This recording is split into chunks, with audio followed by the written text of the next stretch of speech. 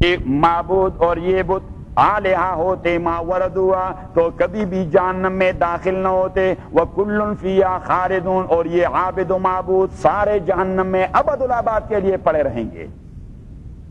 لَهُمْ فِيهَا زَفِيرٌ ان کے لیے جہنم کے اندر ہوگی قبیح قسم کی آواز، زفیر کہتے ہیں گدے کی آواز کو۔ لَهُمْ فِيهَا زَفِيرٌ یہ لوگ گدے کی طرح جہنم کے اندر ہوں کرتے رہیں گے۔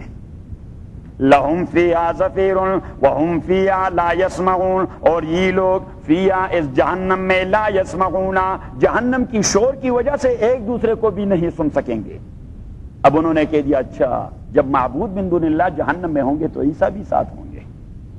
یہ نبی کریم صلی اللہ علیہ وسلم کو ستانے کے لیے کہتے تھے کہ اچھا پھر تو آپ کے عیسیٰ بھی ہمارے ساتھ ہوں گے، آپ کے گروپ کے جو عیسیٰ ہیں علیہ السلام وہ بھی ہمارے ساتھ، کیونکہ وہ بھی تو ایک بڑے زمرے کے معبود بنے ہوئے ہیں، عیسائی تو اسے خدا بنا چکے ہیں۔ تو اللہ کریم نے رد کر دیا کہ ان الذین سبقت لہم من الحسنی تحقیق وہ لوگ سبقت لہم کہ سابقاً ثابت ہو چکا ہے جن کے لیے منا ہمارے جانب سے الحسنی الجزاء الحسنی بہترین جزا، جن کے لیے پہلے سے بہترین جزا ثابت ہے۔ تو آپ نے معبود بنایا اس نے تو نہیں کہا، آپ نے معبود بنایا اس نے نہیں کہا۔ اولئک عنہا مبعدون یہی لوگ جو میرے مقرب ہیں اگر آپ نے معبود بھی بنائے ہیں عنہا مبعدون انہیں دوزخ سے دور رکھا جائے گا۔ کتنا دور؟ لا یسمعون حسیسہا کہ وہ نہیں سن سکیں گے دوزخ کی آگ کی خشخش کو بھی، اتنے دور رہیں گے وہ۔ لا یسمعون حسیسہا وہم فیما اشتہت انفسہم اور وہ ہوں گے اس چیز میں جو ان کے دل چاہتے ہیں، خالدون ہمیشہ ہوں گے وہاں جو جنت ہے۔ تو وجیہا فی الدنیا والآخرہ، یہ یہاں ایک لفظ سے اللہ کریم انہی کے اعتراض کو ختم کر رہا ہے کہ حضرت عیسیٰ تو وجیہ ہے دنیا اور آخرت دونوں میں، یہ کیا بکواس کر رہے ہیں کہ وہ بھی آپ کے معبودوں کے ساتھ جہنم میں ہوں گے۔ تو ابھی اپنے سبق پہ آئیں۔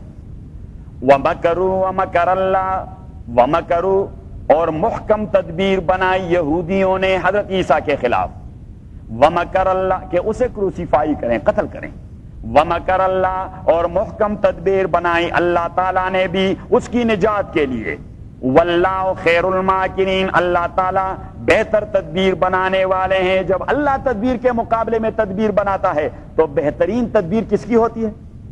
اذ قال اللہ یا عیسیٰ انی متوفیک ورافعک الی، جب کہہ دیا اللہ تعالیٰ نے او عیسیٰ انی متوفیک، اب یہاں سے وہ مصیبت ہے جو مرزا قادیانی نے اٹھائی ہے اسی آیت کو پلی بنا کر کہ عیسیٰ علیہ السلام مر گئے ہیں، کیونکہ توفی کا ایک معنی ہوتا ہے مروانا یا وفات پانا، ہم کہتے ہیں وفات پا چکا ہے، متوفی کا میں آپ کو وفات کرنے والا ہوں، میں آپ کو وفات کرنے والا ہوں۔ انی متوفی کا اس لفظ کو ترجمہ بغیر چھوڑے کیونکہ اس پر ہم آ جاتے ہیں۔ انی متوفی کا میں آپ کی توفی کرنے والا ہوں، ورافعک الی اور اٹھانے والا ہوں آپ کا اپنی طرف۔ تو عیسائی اس کو پلی بنا کر کے اسے کروسیفائیڈ کر دیا گیا، پھر زندگی دے کر اسے اللہ نے اونچا بلایا، اوپر لے گیا، کیونکہ متوفی کا قرآن نے کہہ دیا پہلے اور ورافعک الی اس کے بعد۔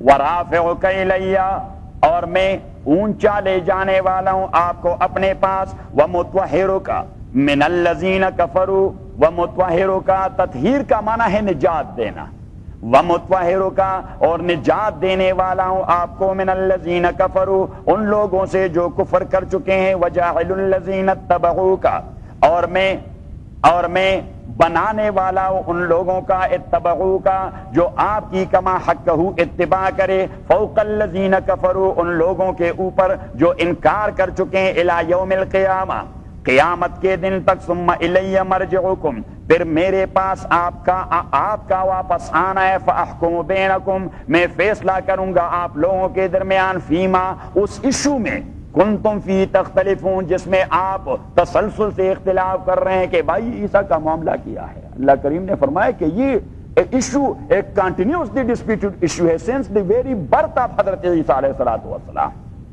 عیسیٰ علیہ السلام کے بما کنتم فی تختلفون اسے کہتے ہیں ماضی استمراری۔ اللہ کریم نے فرمایا قیامت میں یہ جو کنٹینیوس ڈسپیوٹڈ ایشو ہے میں نے ایکچوئل فیصلہ وہاں دینا ہے آپ لوگوں کے درمیان۔ تو یہ گویا وارننگ ہے اللہ تعالیٰ کی طرف سے کہ آپ میری ایکسپریشن کو تو نہیں مان رہے کہ عیسیٰ کی ولادت کا مسئلہ کیا ہے، اس کے وفات کا مسئلہ کیا ہے، تو میں فیصلہ کیا کروں گا، جس نے میرے ایکسپریشن کو نہیں مانا اسے دوزخ میں ڈالنا ہے، انہیں دوزخ میں فاحکم بینکم فیما کنتم فی تختلفون۔ اب آتے ہیں متوفی پر کہ متوفی کا لغوی معنی عربی ڈکشنری میں کیا ہوتا ہے۔ انی متوفی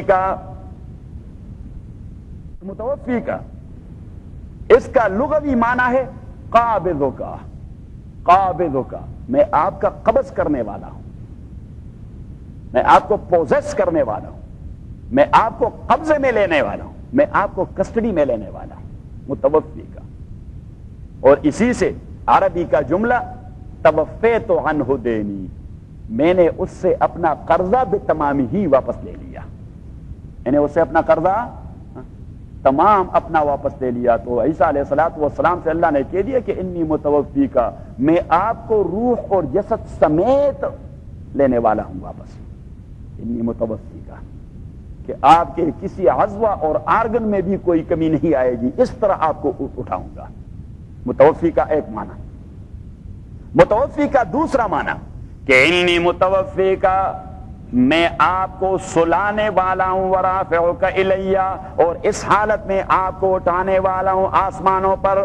تو وہ جاگے ہوئے نہیں اٹھائے گئے، حضرت عیسیٰ کو اللہ نے سلایا، حضرت عیسیٰ علیہ السلام کو اللہ نے سلا دیا، کوئی انجیکشن لگا دی، خواب کی نیند اور گولیاں کھلائی، اللہ والی گولیاں، اس کے لیے گولیوں کی ضرورت نہیں ہے۔ تو اللہ نے اسے سلایا اور سوئے ہوئے حضرت عیسیٰ کو اٹھایا، سوئے ہوئے حالت میں جب اس کی آنکھیں کھلی تو وہاں عالم ملکوتی میں پہنچ گئے تھے۔ متوفی کا، اور یہ توفی کا خواب اور نیند والا مسئلہ ہم نے کہاں سے اٹھایا؟ پھر قاری صاحب کی ضرورت ہوگی، پھر قاری صاحب کی ضرورت ہوگی کہ آیت، وہ قاری صاحب مجھے کہتا ہے کہ آپ نے قرآن کب یاد کیا تھا؟ میں نے کہا میں نے قرآن کبھی یاد نہیں کیا۔ تو یہ کہتا ہے آپ کو سارا قرآن یاد ہے؟ میں نے کہا مجھے یہ پتہ نہیں لگتا کہ قرآن کہاں ہے، کہ جو میں پڑھ رہا ہوں یہ ہے کہاں، مجھے یہ پتہ بھی نہیں ہوتا۔ اچھا، تو آیت، اللہ یتوفی الانفس حین موتها والتی لم يمت فی منامها فیمسک التی قضی علیہا الموت ویرسل الاخری، 24واں پارہ، سورت 24واں پارہ، میرے خیال میں ہے سورہ مومن۔ اللہ یتوفی الانفس حین موتها والتی لم تمت فی منامها،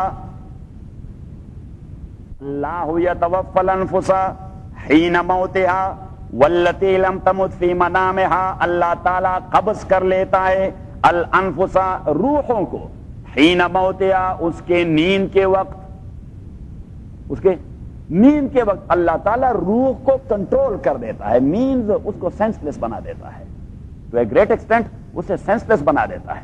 تو توفی کا معنی ہے سلانا، توفی کا معنی ہے یا سلانا، تو یہاں متوفی کا معنی انی متوفی کا، میں آپ کو سلانے والا ہوں، ورافعک الیہ، اور پھر آپ کو اٹھاؤں گا، آپ کو جاگے ہوئے نہیں اٹھاؤں گا تاکہ آپ کی تکلیف نہ ہو۔ آدمی یہاں وہ کیا ہوا اور گولی کیا ہے، ڈائزیپام 5 ملی گرام، وہ ایک ڈال دیں نیو یارک سے فلائٹ کر کے، تو اٹلانٹک کو پار کر کے اسے پتہ نہیں لگ جائے گا، وہاں فرینکفرٹ میں جب لینڈنگ کرے گی تو کبھی پتہ لگ جائے گا پہنچ گئے جی، صحیح، اٹلانٹک کی مصیبتوں سے نجات مل گئی۔ جتنا سارا فلائٹ کر رہا ہے کہ بھائی ابھی گر جاتا ہے اور ابھی گر جاتا ہے، اور وہ کیا ہے وہاں وہ ٹرائی اینگل جو جہاز کو ہڑپ کر جاتا ہے، برموڈا ٹرائی اینگل، تو برموڈا ٹرائی اینگل کا تصور تو آدمی کا بیڑا غرق کر دیتا ہے کہ اس کو نکا ہے اٹلانٹک میں، تو جو جہاز کو کہا جاتا ہے، شپ کو بھی کہا جاتا ہے اور کبھی اس کو بھی کہا جاتا ہے کہ پتہ نہیں کوئی گیس نکلتا ہے اور جہاز پہ آگ لگ جاتی ہے، کیا ہو جاتا ہے، وہ میں نے ایک آرٹیکل پڑھ لیا ابھی ذہن میں نہیں کہ کیا ہے۔ اچھا ہاں، تو ابھی آدمی اگر 5 ملی گرام ڈائزیپام کہاں، جب ابھی جہاز میں وہ جا رہا ہے، امبارک کر رہا ہے، تو بس مینز کہ برموڈا اور اٹلانٹک اور سب کچھ کو کراس کر کے پتہ ہے۔ حضرت عیسیٰ علیہ السلام کو بھی اللہ نے سلایا کہ اس طرح سے پتہ ہی نہیں ہے کہ کہاں سے آئے، کس راستے سے آئے۔ وَإِذْ قَالَ اللَّهُ يَا عِيسَىٰ، اور جب کہہ دیا اللہ تعالیٰ نے عیسیٰ علیہ السلام کو، انی متوفی کا، کہ میں آپ کو سلانے والا ہوں، ورافعک الیہ، اور آپ کو اوپر اٹھانے والا ہوں اپنے پاس، ورافعک الیہ، اور آپ کو اوپر اٹھانے والا ہوں. یہ دوسرا ترجمہ ہم نے کر دیا. صحیح، پہلا ترجمہ ہم نے کر دیا کہ میں بے تمامی ہی آپ کو اٹھانے والا ہوں، کہ آپ کے کسی آرگن کو بھی فرق نہیں پڑے گا ان کی سازشوں کی وجہ سے. ایک دوسرا یہ کہ سلا کر آپ کو لے جانے والا ہوں. اور تیسرا وَإِذْ قَالَ اللَّهُ يَا عِيسَىٰ إِنِّي مُتَوَفِّيكَ، جب عیسیٰ علیہ السلام نے اللہ نے کہہ دیا او عیسیٰ انی متوفیک، میں آپ کو کنٹرول کرنے والا ہوں، عن شہواتک، آپ کے لسٹ و ڈیزائر ختم ہو جائیں گے. دنیا میں تو آدمی کے ساتھ بہت سارے لسٹ و ڈیزائر ہوا کرتے ہیں. اب حضرت عیسیٰ علیہ السلام کے لسٹ و ڈیزائر وہاں کیسے پورے ہو رہے ہیں؟ کوئی لسٹ و ڈیزائر باقی نہیں رہا. وہ ملکوتی دنیا کا ایک فرد بن گیا ہے، ملکوتی عالم کا ایک فرد بن گیا. تو جبریل امین کے کیا شہوات ہیں؟ کچھ بھی نہیں. اور جبریل کے ساتھ تو اس کی مناسبت بھی ہے پونک والی. جبریل کے ساتھ تو حضرت عیسیٰ کی مناسبت ہی پونک والی. تو اسی پونک نے تو اسے اوپر بلا لیا، اسی نسبت نے تو اسے اوپر بلا لیا عالم ملکوتی میں، اور وہی نیچر اس میں ڈیولپ ہو گیا. وہاں واپس جب نیچے عالم میں آ جاتا ہے تو یہاں پھر وہ ناسوتی نیچر ڈیولپ ہو جائے گا اس کا. اور حضور نے تبھی فرمایا کہ فیتزوج ویولد لہ، تبھی تو نکاح کرے گا اور اس کے بچے بھی پیدا ہوں گے. ری پروگرام کر دیا، یہاں کوئی چیز نکال دی انی متوفی کا.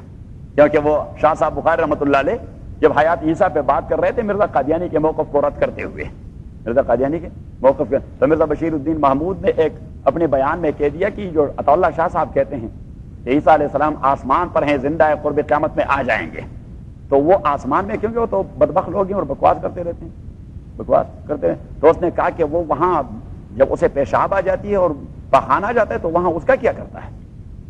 مرزا بشیر نے کہہ دی کہ جب حضرت عیسیٰ کو پخانے اور پیشاب کی ضرورت ہوتی ہے تو چوتھے آسمان پر وہ وہاں کیا کچھ کرتا ہے پیشاب اور پخانے کا، جب وہ اس کی جگہ نہیں ہے. تو شاہ صاحب رحمۃ اللہ علیہ نے اگلی تقریر میں کہہ دیا کہ ارے مرزا جی، جب آپ ماں کے پیٹ میں تھے تو پیشاب اور پخانے کا کیا کچھ کرتے تھے؟ وہاں تو ماں کے پیٹ کو اور ووم کو تو آپ نے گندگی کا ڈھیر بنایا ہوگا، وہاں کیا کچھ کرتے تھے؟ شاہ صاحب کو اللہ نے زبردست ذہانت دی تھی، وہ تو ایسا ان کا جواب پتھر سے لگا رہے تھے. تو انی متوفی کا ورافعک الیہ، میں متوفی کا آپ کو شہوات سے کنٹرول کرنے والا ہوں، ورافعک الیہ، اور اٹھانے والا ہوں آپ کو اپنے پاس. تیسری چوتھی تفسیر انی متوفیک ورافعک الیہ، یہ واو جسے حرف عطف کہتے ہیں، عربی گرامر میں اسے کیا کہتے ہیں؟ حرف عطف کہتے ہیں. اسے کیا کہتے ہیں؟ حرف عطف. اب ایک آدمی کو آپ بہت ساری ذمہ داریاں دے دیتے ہیں کہ آپ آج ذرا اسٹور پر جائیں، کچھ گروسری خریدیں گے، اور پھر آپ پھر کا لفظ ختم کر دیں اور کا لفظ لگا دیں. آپ اسٹور پہ جا کے گروسری خریدیں گے اور گاڑی کو بھی ٹھیک کر دیں گے، اور وہ اسپتال کا ایک مسئلہ بھی ہے اور انشورنس کا ایک مسئلہ بھی ہے. آپ نے ڈھیر ساری ذمہ داریاں دے دی. اب آپ نے تو ایک تدبیر سے، ایک ترتیب سے ذکر کر دی، آپ نے ایک ترتیب سے، لیکن he is not bound to do it in the same ترتیب اور ان دی سیم سیریز. نہیں، یعنی اس نے یہ 4-5 کام جو آپ نے اسے دیے ہیں، 4-5 کام کرنے ہیں. کس کو پہلے کرتا ہے اور کس کو بعد میں کرتا ہے. تو ہم کہتے ہیں کہ واو، یہ عربی میں مطلق جمع کے لیے آتا ہے، ترتیب کے لیے نہیں آتا. مطلق جمع کے لیے کہ عیسیٰ کے ساتھ اللہ کریم نے کیا کچھ کرنا تھا اور کیا کرنا تھا. تو اللہ کریم نے فرمایا کہ میں نے آپ کو وفات بھی کرنا ہے اور اپنے پاس بھی لانا ہے، اور آپ کو میں نے ان سے نجات بھی دینی ہے، اور آپ کو میں نے ایک عظمت بھی دینی ہے، اور تمام آپ کے تابعین کو اور آپ کے اتباع کو، آپ کے کافرین کے اوپر مقام بھی دینا ہے. یہ ساری چیزیں اللہ نے ذکر کر دی. اب کون سا کام کب ہوگا؟ کون سا کام کب ہوگا جس سیریز میں اللہ نے ذکر کر دیا ہے؟ نہیں، یہ 4 کام اللہ تعالیٰ نے ذکر کر دیا کہ آپ پہ یہ بھی آئے گا، یہ بھی آئے گا، یہ بھی آئے گا. تو آپ کو نجات مل گئی، یہ آ گیا. صحیح، آپ کو اوپر لے جائے گا، یہ آ گیا. آپ مریں گے، یہ بھی آ جائے گا، یہ بھی آپ کے اوپر آ جائے گا. کیونکہ واو یہ ترتیب کے لیے نہیں ہوتا، جمع کے لیے ہوتا ہے. تو آپ یہ یاد رکھیں. یہ چوتھی تفسیر. اور نیچے اذ قال اللہ یا عیسیٰ انی متوفیک، تو یہ تو اس آیت میں ہم نے تفسیر کر دی، آیت کی تفسیر. اور اسی کی تائید کہاں ہے؟ تو ڈھیر سارے احادیث حضور علیہ الصلوۃ والسلام کی جو حد تواتر تک جا پہنچے ہیں. کس تک پہنچے ہیں؟ حد تواتر تک. تواتر کا معنی کہ حدیث کو اتنے سارے روات نے مختلف مواقع پر روایت کیا ہے، اتنے سارے روات نے کہ ان کی تعداد 50-60 سے زیادہ ہے. تو محدثین کے نزدیک جب تعداد روات 50-60 سے آگے تجاوز کر جائے تو حدیث کو متواتر کہا جاتا ہے. اس حدیث سے انکار کرنا ایسا ہوتا ہے جس طرح قرآن کریم کی آیت سے انکار ہو. تو قرآن کریم کی کسی آیت سے انکار کیا ہوتا ہے کفر، تو اس متواتر حدیث سے انکار بھی کیا ہوتا ہے کفر ہی فائدہ کرتا ہے. تو یہ دوسری. اور تیسری بات، اب چلیے سورہ المائدہ پر نیچے 153 سے لیجئے. یسألک اہل الکتاب ان تنزل علیہم 153 سے. یسألک اہل الکتاب، سوال کرتے ہیں آپ سے اہل کتاب، ان تنزل علیہم کتابا من السماء، کہ آپ نازل کیجئے ان پر مکتوب ریٹن کتاب آسمان میں سے. یہ آپ کیا کہتے ہیں کہ 2 آیتیں نازل ہو گئی، سورت نازل ہو گئی، وربلی اور اورلی نازل ہوا کرتا ہے، جبکہ روٹین یہ ہے کہ کتاب نازل ہوتا ہے. تو آپ سے پوچھتے ہیں کہ ہمارے پاس کتاب لے آئیے. فقد سالوا، تو نبی کریم صلی اللہ علیہ وسلم کو اس سے بڑا زبردست دکھ ہو گیا کہ یہ کیا خبیث لوگ ہیں. تو اللہ کریم نے تسلی دی کہ فقد سالوا موسیٰ اکبر من ذالک، انہی لوگوں نے، ان کے آباء و اجداد نے تو موسیٰ سے سوال کیا تھا اس سے بھی بڑا. آپ سے تو صرف کتاب کا مطالبہ کر رہے ہیں، موسیٰ علیہ السلام سے تو اس سے بھی بڑا سوال کیا تھا. فقالوا ارنا اللہ جارتا، موسیٰ سے ڈیمانڈ کیا کہ ہمیں خدا دکھائیے، کہ موسیٰ کے مسئلے میں تو اس سے بھی آگے تھے. فاخذتهم الصاعقۃ بظلمہم، واقعہ بقرہ میں گزر گیا تھا. فاخذتهم الصاعقۃ بظلمہم، اور پکڑ لیا انہیں آسمانی تندر نے، تندر بولٹ نے، ان کے اس ظالمانہ سوال پر. ثم اتخذوا العجل، اور پھر دیکھیے انہوں نے بچڑے کو الہ بنا دیا تھا بعد اس کے کہ آ گئے ان کے پاس البینات، واضح احکام. فعفونا عن ذالک، پھر بھی ہم نے درگزر کر دیا. وآتینا موسیٰ سلطانا مبینا، ہم نے دے دیا تھا موسیٰ علیہ السلام کو ظاہری قوت. ورفعنا فوقهم الطور، ہم نے اوپر اٹھا دیا ان کے الطور کو ہتور. بمیثاقہم، ان کے محکم وعدے کی وجہ سے. وقلنا لهم ادخلوا الباب، وہ تفصیلیں جو بقرہ میں گزر گئی ہے. تو اللہ کریم صرف اشارہ دے رہا ہے کہ بقرے میں تفصیل گزر گئی ہے. وقلنا لهم ادخلوا الباب سجدا، ہم نے انہیں کہہ دیا تھا کہ داخل ہو جائیے آپ اس شہر کے دروازے میں سجدا، اور عبادت کیجئے اللہ کے. وقلنا لهم، اور ہم نے کہہ دیا تھا. وہاں کتنی تفصیل تھی، یہاں بس صرف فہرست لگا رہا ہے. وقلنا لهم، ہم نے ان کے آباء و اجداد سے کہہ دیا تھا لا تعدوا فی السبت، کہ سیٹرڈے کو آپ فشنگ کی ظلم نہ کیجئے. واخذنا منهم میثاقا غلیظا، ہم نے ان سے محکم وعدہ لے لیا تھا. فبما نقضهم میثاقهم، ان کے وعدے توڑنے کی وجہ سے. وکفرهم بآیات اللہ، اور ان کے کفر کی وجہ سے جو انکار کر رہے تھے اللہ کی آیات سے. وقتلهم الانبیاء بغیر حق، اور ان کے قتل کی وجہ سے جو انبیاء کو وداؤٹ اینی جسٹ کا شہید کرتے رہے. وقولہم، اور ان کے اس بات کی وجہ سے قلوبنا غلف، کہ ہمارے دل وہ حکمت سے بھرے پڑے ہیں، ہم کو آپ کی تعلیم کی کوئی ضرورت نہیں. بل طبع اللہ علیہا بکفرہم، ہاں وہ بھرے پڑے تھے غلاظت سے. بل طبع اللہ، اللہ نے سیل لگا دیا ہے، ان کے سیل لگا دیا تھا ان کے دلوں پر ان کے کفر کی وجہ سے. فلا یؤمنون الا قلیلا، یہ ماننے والے نہیں، یہ جاہد لوگ ہیں، جہودی ہیں. کیا ہیں؟ جہودی ہیں. جہودی کا معنی یہ ہے کہ وہ اپنے ایگو کے حوالے سے ہر بات کو رد کرتے ہیں، کہ نہیں مانتے. جہودی عنادی. وبکفرہم وقولہم علی مریم، ان کے کفر کی وجہ سے اور ان کے قول کی وجہ سے. کون سا قول؟ علی مریم، مریم پہ قول کر دیا تھا. بہتان العظیمہ، ایک بڑے بہتان کی، کہ یوسف النجار کے ساتھ زنا کر چکی ہے معاذ اللہ. وقولہم، اور ان کے اس خبیث قول کی وجہ سے. انا قتلنا المسیح عیسی ابن مریم، کہ ہم نے مسیح عیسی ابن مریم کو قتل کر دیا ہے. یہ قول ان کا بہت بڑا خبیث ہے. رسول اللہ، وہ عیسی ابن مریم جو اللہ کے رسول ہے. تو اللہ جواب دے رہا ہے کہ وما قتلوہ، نہ تو اسے قتل کر دیا. وما صلبوہ، نہ اسے صلیب پر چڑھایا. ولکن شبہ لہم، لیکن ان کو اشتباہ میں ڈال دیا گیا ہے، کنفیوژن میں ڈال دیا گیا ہے. ولیکن شبہ لہم، یہی وہ چیز تھی جو آپ کہہ رہے تھے، یہ شبہ کا، کہ کسی آدمی پر اس کی صورت ڈال کر ان کو کروسیفائی کر دیا. نو، نٹ ایٹ آل. ولیکن اللہ کریم نے فرمایا میں نے ان کو دماغی طور پر کنفیوز کر دیا اس مسئلے میں. ولیکن شبہ لہم، لیکن ان کو اشتباہ میں ڈال دیا گیا. وان الذین، اور تاکہ وہ لوگ اختلفوا فیہ، جو اختلاف کر چکے ہیں عیسیٰ کے معاملے میں کہ قتل کیا گیا ہے، صلیب پر چڑھایا گیا ہے، قتل کیا گیا پھر زندگی دے دی گئی ہے، اس کے جثے کو نہیں اس کے روح کو اوپر چڑھا دیا، مختلف مذاہب ایسے ہیں. تو اللہ کریم نے فرمایا کہ قرآن سے ہٹ کر جو لوگ اختلاف کرتے ہیں لفی شک منہ، وہ شک میں حضرت عیسیٰ کے بارے میں، ما لہم بہ من علم، جو عقیدہ بھی اپنائے ہیں. تو اللہ کریم نے فرمایا اس عقیدے میں ان کے پاس کوئی دلیل نہیں، الا اتباع الظن، صرف امیجنیشن ہے جو انہوں نے اپنا تصور بنا دیا ہے. الا اتباع الظن وما قتلوا یقینا، اور نہیں قتل کیا اللہ حضرت عیسیٰ کو بالکل، بل رفعہ اللہ الیہ، بلکہ اٹھایا اللہ تعالیٰ نے اس کو اپنے ہاں. وکان اللہ عزیزا حکیما، اللہ تعالیٰ عزت والے ہیں اور حکمت والے ہیں. الحمدللہ رب العالمین والصلاۃ والسلام علی اشرف الانبیاء والمرسلین محمد وآلہ وصحبہ اجمعین. مرجعکم، پھر میری جانب، مرجعکم آپ کا واپس لوٹ کے آنا ہے آپ سارے لوگوں کا. فاحکم بینکم، اسے کہتے ہیں انذار. ثم الی مرجعکم، اس آیت کی موضوع ہے انذار، ڈرانا. ثم الی مرجعکم، پھر میرے جانب واپس لوٹ کے آنا ہے. فاحکم بینکم، میں فیصلہ کروں گا آپ لوگوں کے درمیان. فیما کنتم فی تختلفون، ان چیز کے متعلق جس میں آپ کنٹینیوسلی اختلاف کر رہے ہیں. تو کنٹینیوسلی لوگ اختلاف کر رہے ہیں حضرت عیسیٰ کی ولادت میں اور حضرت عیسیٰ کی وفات میں.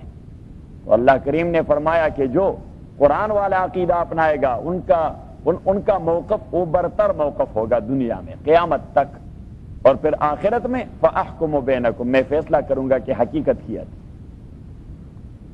اما الذین کفروا، وہ لوگ جو کفر کر چکے ہیں، فاعذبہم عذابا شدیدا.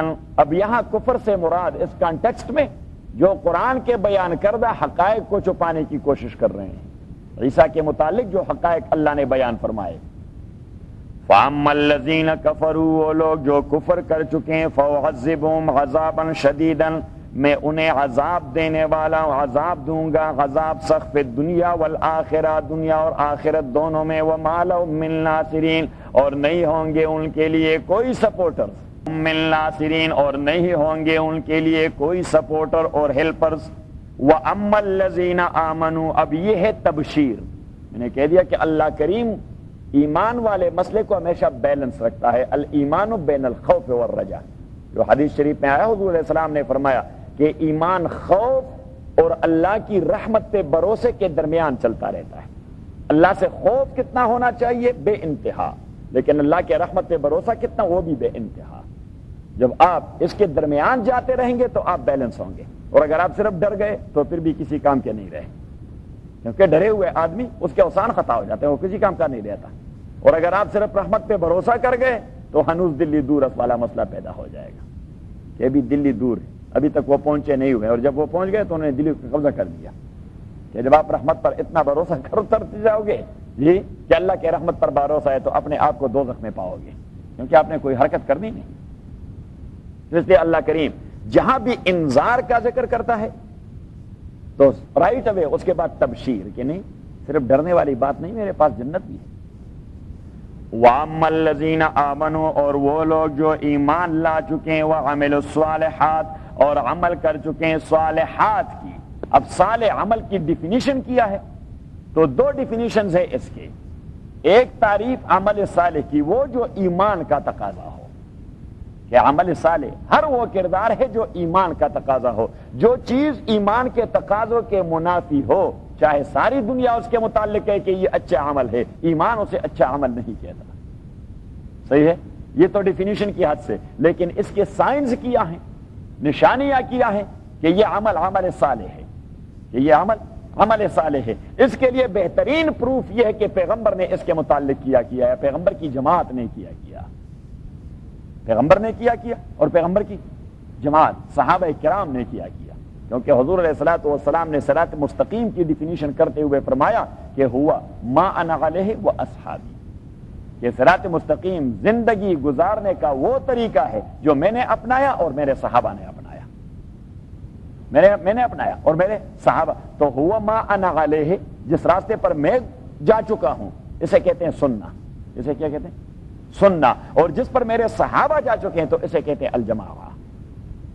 صحیح ہے؟ تو صراط مستقیم اہل السنہ والجماعت والا راستہ. وَأَمَّا الَّذِينَ آمَنُوا اور وہ لوگ جو ایمان لا چکے ہیں وَعَمِلُوا الصَّالِحَاتِ اور عمل کر چکے ہیں صالحات کی فَيُوَفِّيهِمْ پورا دیا جائے گا ان کو اجورہم ان کے اجر. وَاللَّهُ لَا يُحِبُّ الظَّالِمِينَ اللہ تعالیٰ پسند نہیں کرتا ظلم کرنے والوں کو. اب ظلم کی ڈیفینیشن کیا ہے شریعت میں, ظلم کی ڈیفینیشن کیا ہے تو لغوی اعتبار سے ظلم نام ہے کس چیز کا؟ وضع شیء فی غیر محلہ, کسی بھی بات کو نامناسب موقع پر کہہ دے جانا کہنا, یا کسی عمل کو نامناسب وقت پر کرنا, یا کسی نامناسب عمل کو کرنا, اس کو ظلم کہتے ہیں. عمل نامناسب ہو یا عمل کرنے کی جگہ نامناسب ہو, عمل کرنے کی جگہ نامناسب ہو, یا بات اس کا محل نہ ہو, اس کا جگہ نہ ہو بات کرنے کا. بات ٹھیک ہے لیکن وہ کہنے کی جگہ نہیں تھی, وہ کہنے کی, تو یہ آپ ظلم کر رہے ہیں کہ بات ٹھیک ہے, بات غلط نہیں ہے, لیکن جو جگہ ہے وہ جگہ اس کے لیے مناسب نہیں, وہاں اس بات کے کہنے سے بہت بڑا فتنہ پیدا ہونے والا ہے. صحیح ہے؟ تو اسے کہتے ہیں ظلم. تو تین چیزیں میں نے کہہ دی. ایک یہ کہ عمل نامناسب ہو وہ ظلم ہے. دوسرا یہ کہ عمل ٹھیک ہے لیکن وہ کرنے والی جگہ نہیں ہے. صحیح ہے؟ اور تیسری بات اب نماز والا عمل یہ تو ٹھیک عمل ہے, نماز والا عمل یہ ٹھیک عمل ہے, لیکن اگر آدمی گندگی کے ڈھیر پہ مصلی بچھائے اور وہاں نماز پڑھنا شروع کر تو یہ عدل ہوگا یا ظلم؟ یہ ظلم ہوگا. بس ابھی آپ کو ذہن میں بات آ گئی ہوگی کہ عمل ٹھیک ہے لیکن جگہ اس کی ٹھیک نہیں, بات ٹھیک ہے لیکن جگہ اس کے لیے مناسب نہیں, وہ حکمت عملی کا تقاضا نہیں تھا, وہ بات وہاں کرنے کی. واللہ لا يحب الظالمین اللہ تعالیٰ پسند نہیں کرتا ظلم کرنے والوں کو. اب ظلم یہ مختلف مدارج ہوتے ہیں اس کے. امام بخاری رحمۃ اللہ علیہ نے کتاب الایمان کے اندر, اگر اللہ نے چاہا اور ہمیں توفیق ملی اور رہے سارے انشاءاللہ, تو اس کے بعد بخاری شریف شروع کریں گے. تو کتاب الایمان کے اندر امام بخاری نے چپٹر باندھا ہوا ہے باب ما جاء فی کفر دون کفر و ظلم دون ظلم, کہ کفر کے بھی مراتب اور درجات ہیں اور ظلم کے بھی مراتب اور درجات ہیں. بڑے ظلم سے آپ نیچے آتے جاؤ گے یا نیچے ظلم سے اوپر چڑھتے جاؤ گے. کفر کے بھی درجات ہیں اور ظلم کے بھی درجات ہیں. ذالک نتلو علیک من الآیات, اسے پھر لکھیں. اس آیت کا عنوان ہے اثبات الرسالہ. اثبات الرسالہ, رسالہ کا اثبات. یہی جو حضرت عیسیٰ کے متعلق آپ نے تفصیل بیان فرمائی, یہ آپ جیسے ان ایجوکیٹڈ آدمی کے بیان کرنے کی باتیں نہیں ہیں, یہ سارے لوگ جانتے ہیں. جب آپ نے اتنے حقائق بیان فرمائے یہ آپ کی نبوت کی دلیل ہے. صداقت الرسول یا اثبات الرسالہ, جو بھی آپ تعبیر کریں. صداقت الرسول کا معنی کہ رسول صادق, اثبات الرسالہ کہ یہ رسالت ثابت ہے. ذالک نتلو علیک من الآیات, اور میں نے کہہ دیا تھا کہ جہاں رسول صادق ہو تو قرآن صادق ثابت ہو جاتا ہے, اور جہاں قرآن صادق ثابت ہو جائے تو وہاں. تو میں نے کہا یہ دونوں موضوعات قرآن کے آپس میں انٹرلنکڈ ہے. یہ دونوں موضوعات آپس میں, ایسا تو نہیں ہو سکتا کہ بھائی نبی کو ہم سچا مانے اور اس کے قرآن کو جھوٹا مانے, انا للہ, یا یہ کہیں کہ قرآن یہ تو صادق کتاب ہے لیکن اس کا لانے والا محمد جو تھا صلی اللہ علیہ وسلم وہ سچا آدمی نہیں تھا. اس میں کوئی مناسبت نہیں. ذالک, یہی بات ہے, نتلو علیک من الآیات, ہم تلاوت کرتے ہیں اس کی آپ پر, من الآیات قرآن کریم کے آیات میں سے, والذکر الحکیم. والذکر الحکیم, ذکر الحکیم means کہ وہ کلام which is full of wisdom, وہ کلام which is full of wisdom, کہ وہ wisdom سے بری ہوئی کلام ہے, وہ دانائی سے اور حکمت سے بری ہوئی کلام ہے. ان مثل عیسیٰ عند اللہ کمثل آدم, ان مثل عیسیٰ عند اللہ کمثل آدم. اب یہ رد ہے نصارى نجران پر یا مطلق کرسچینز پر کہ آپ نے حضرت عیسیٰ کو کیوں معبود بنا دیا ہے. آپ اس شبے میں پڑھ چکے ہیں کہ وہ والد نہیں رکھتے اس لیے وہ خدا ہو سکتے ہیں. وہ خدا اس لیے ہے کہ بغیر باپ کے پیدا ہو چکا ہے. تو اللہ کریم نے فرمایا اگر یہ الوہیت کی دلیل ہے کہ عیسیٰ اس وجہ سے خدا ہے کہ اس کا کوئی باپ نہیں, وہ پیدا ہوا, اس کا کوئی باپ نہیں اور وہ پیدا ہوا, تو پھر یہ دلیل, یہ تو حضرت آدم کے اندر اس سے بدرجہ اتم موجود ہے, اس کا تو نہ والد ہے اور نہ والدہ ہے, پھر اسے آپ لوگ خدا کیوں نہیں مانتے؟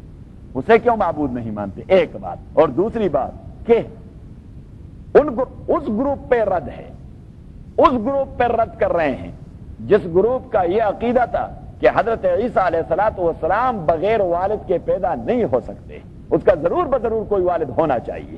تو کسی نے یوسف نجار کو بنا دیا، اور کسی نے، تفصیل تو میں نے کل بتا دی، کسی نے یوسف نجار کو اس کا والد بنایا جو اس کے خالو تھے، اور کسی نے اللہ کو اس کا والد بنایا جو سن آف گاڈ ہے.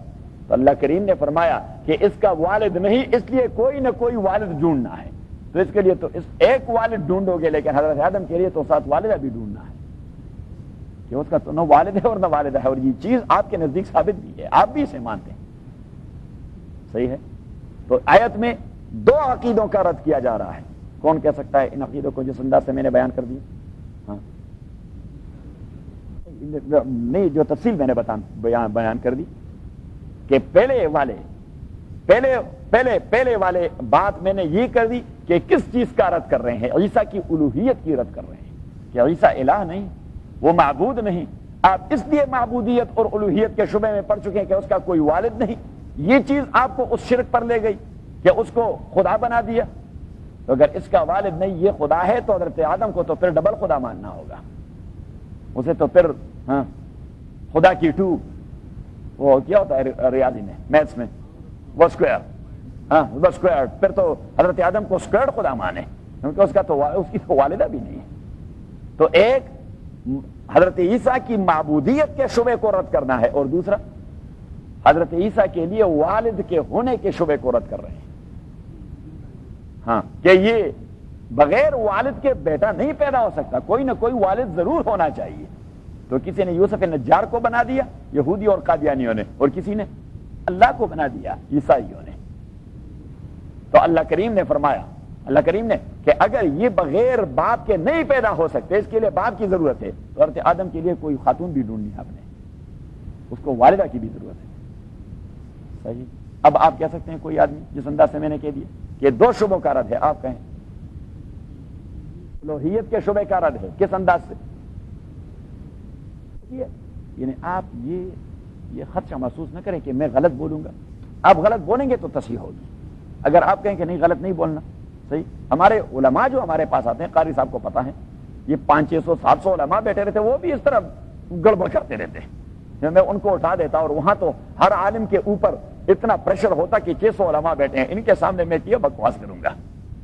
میں نے کہا کہ آپ غلط بولو گے تو تصحیح ہوگی، غلط نہیں بولو گے تو کوئی تصحیح نہیں ہوگی. تو آپ بولڈ ہو جائیں، بولنا شروع کر دیں. تو اب بولیں.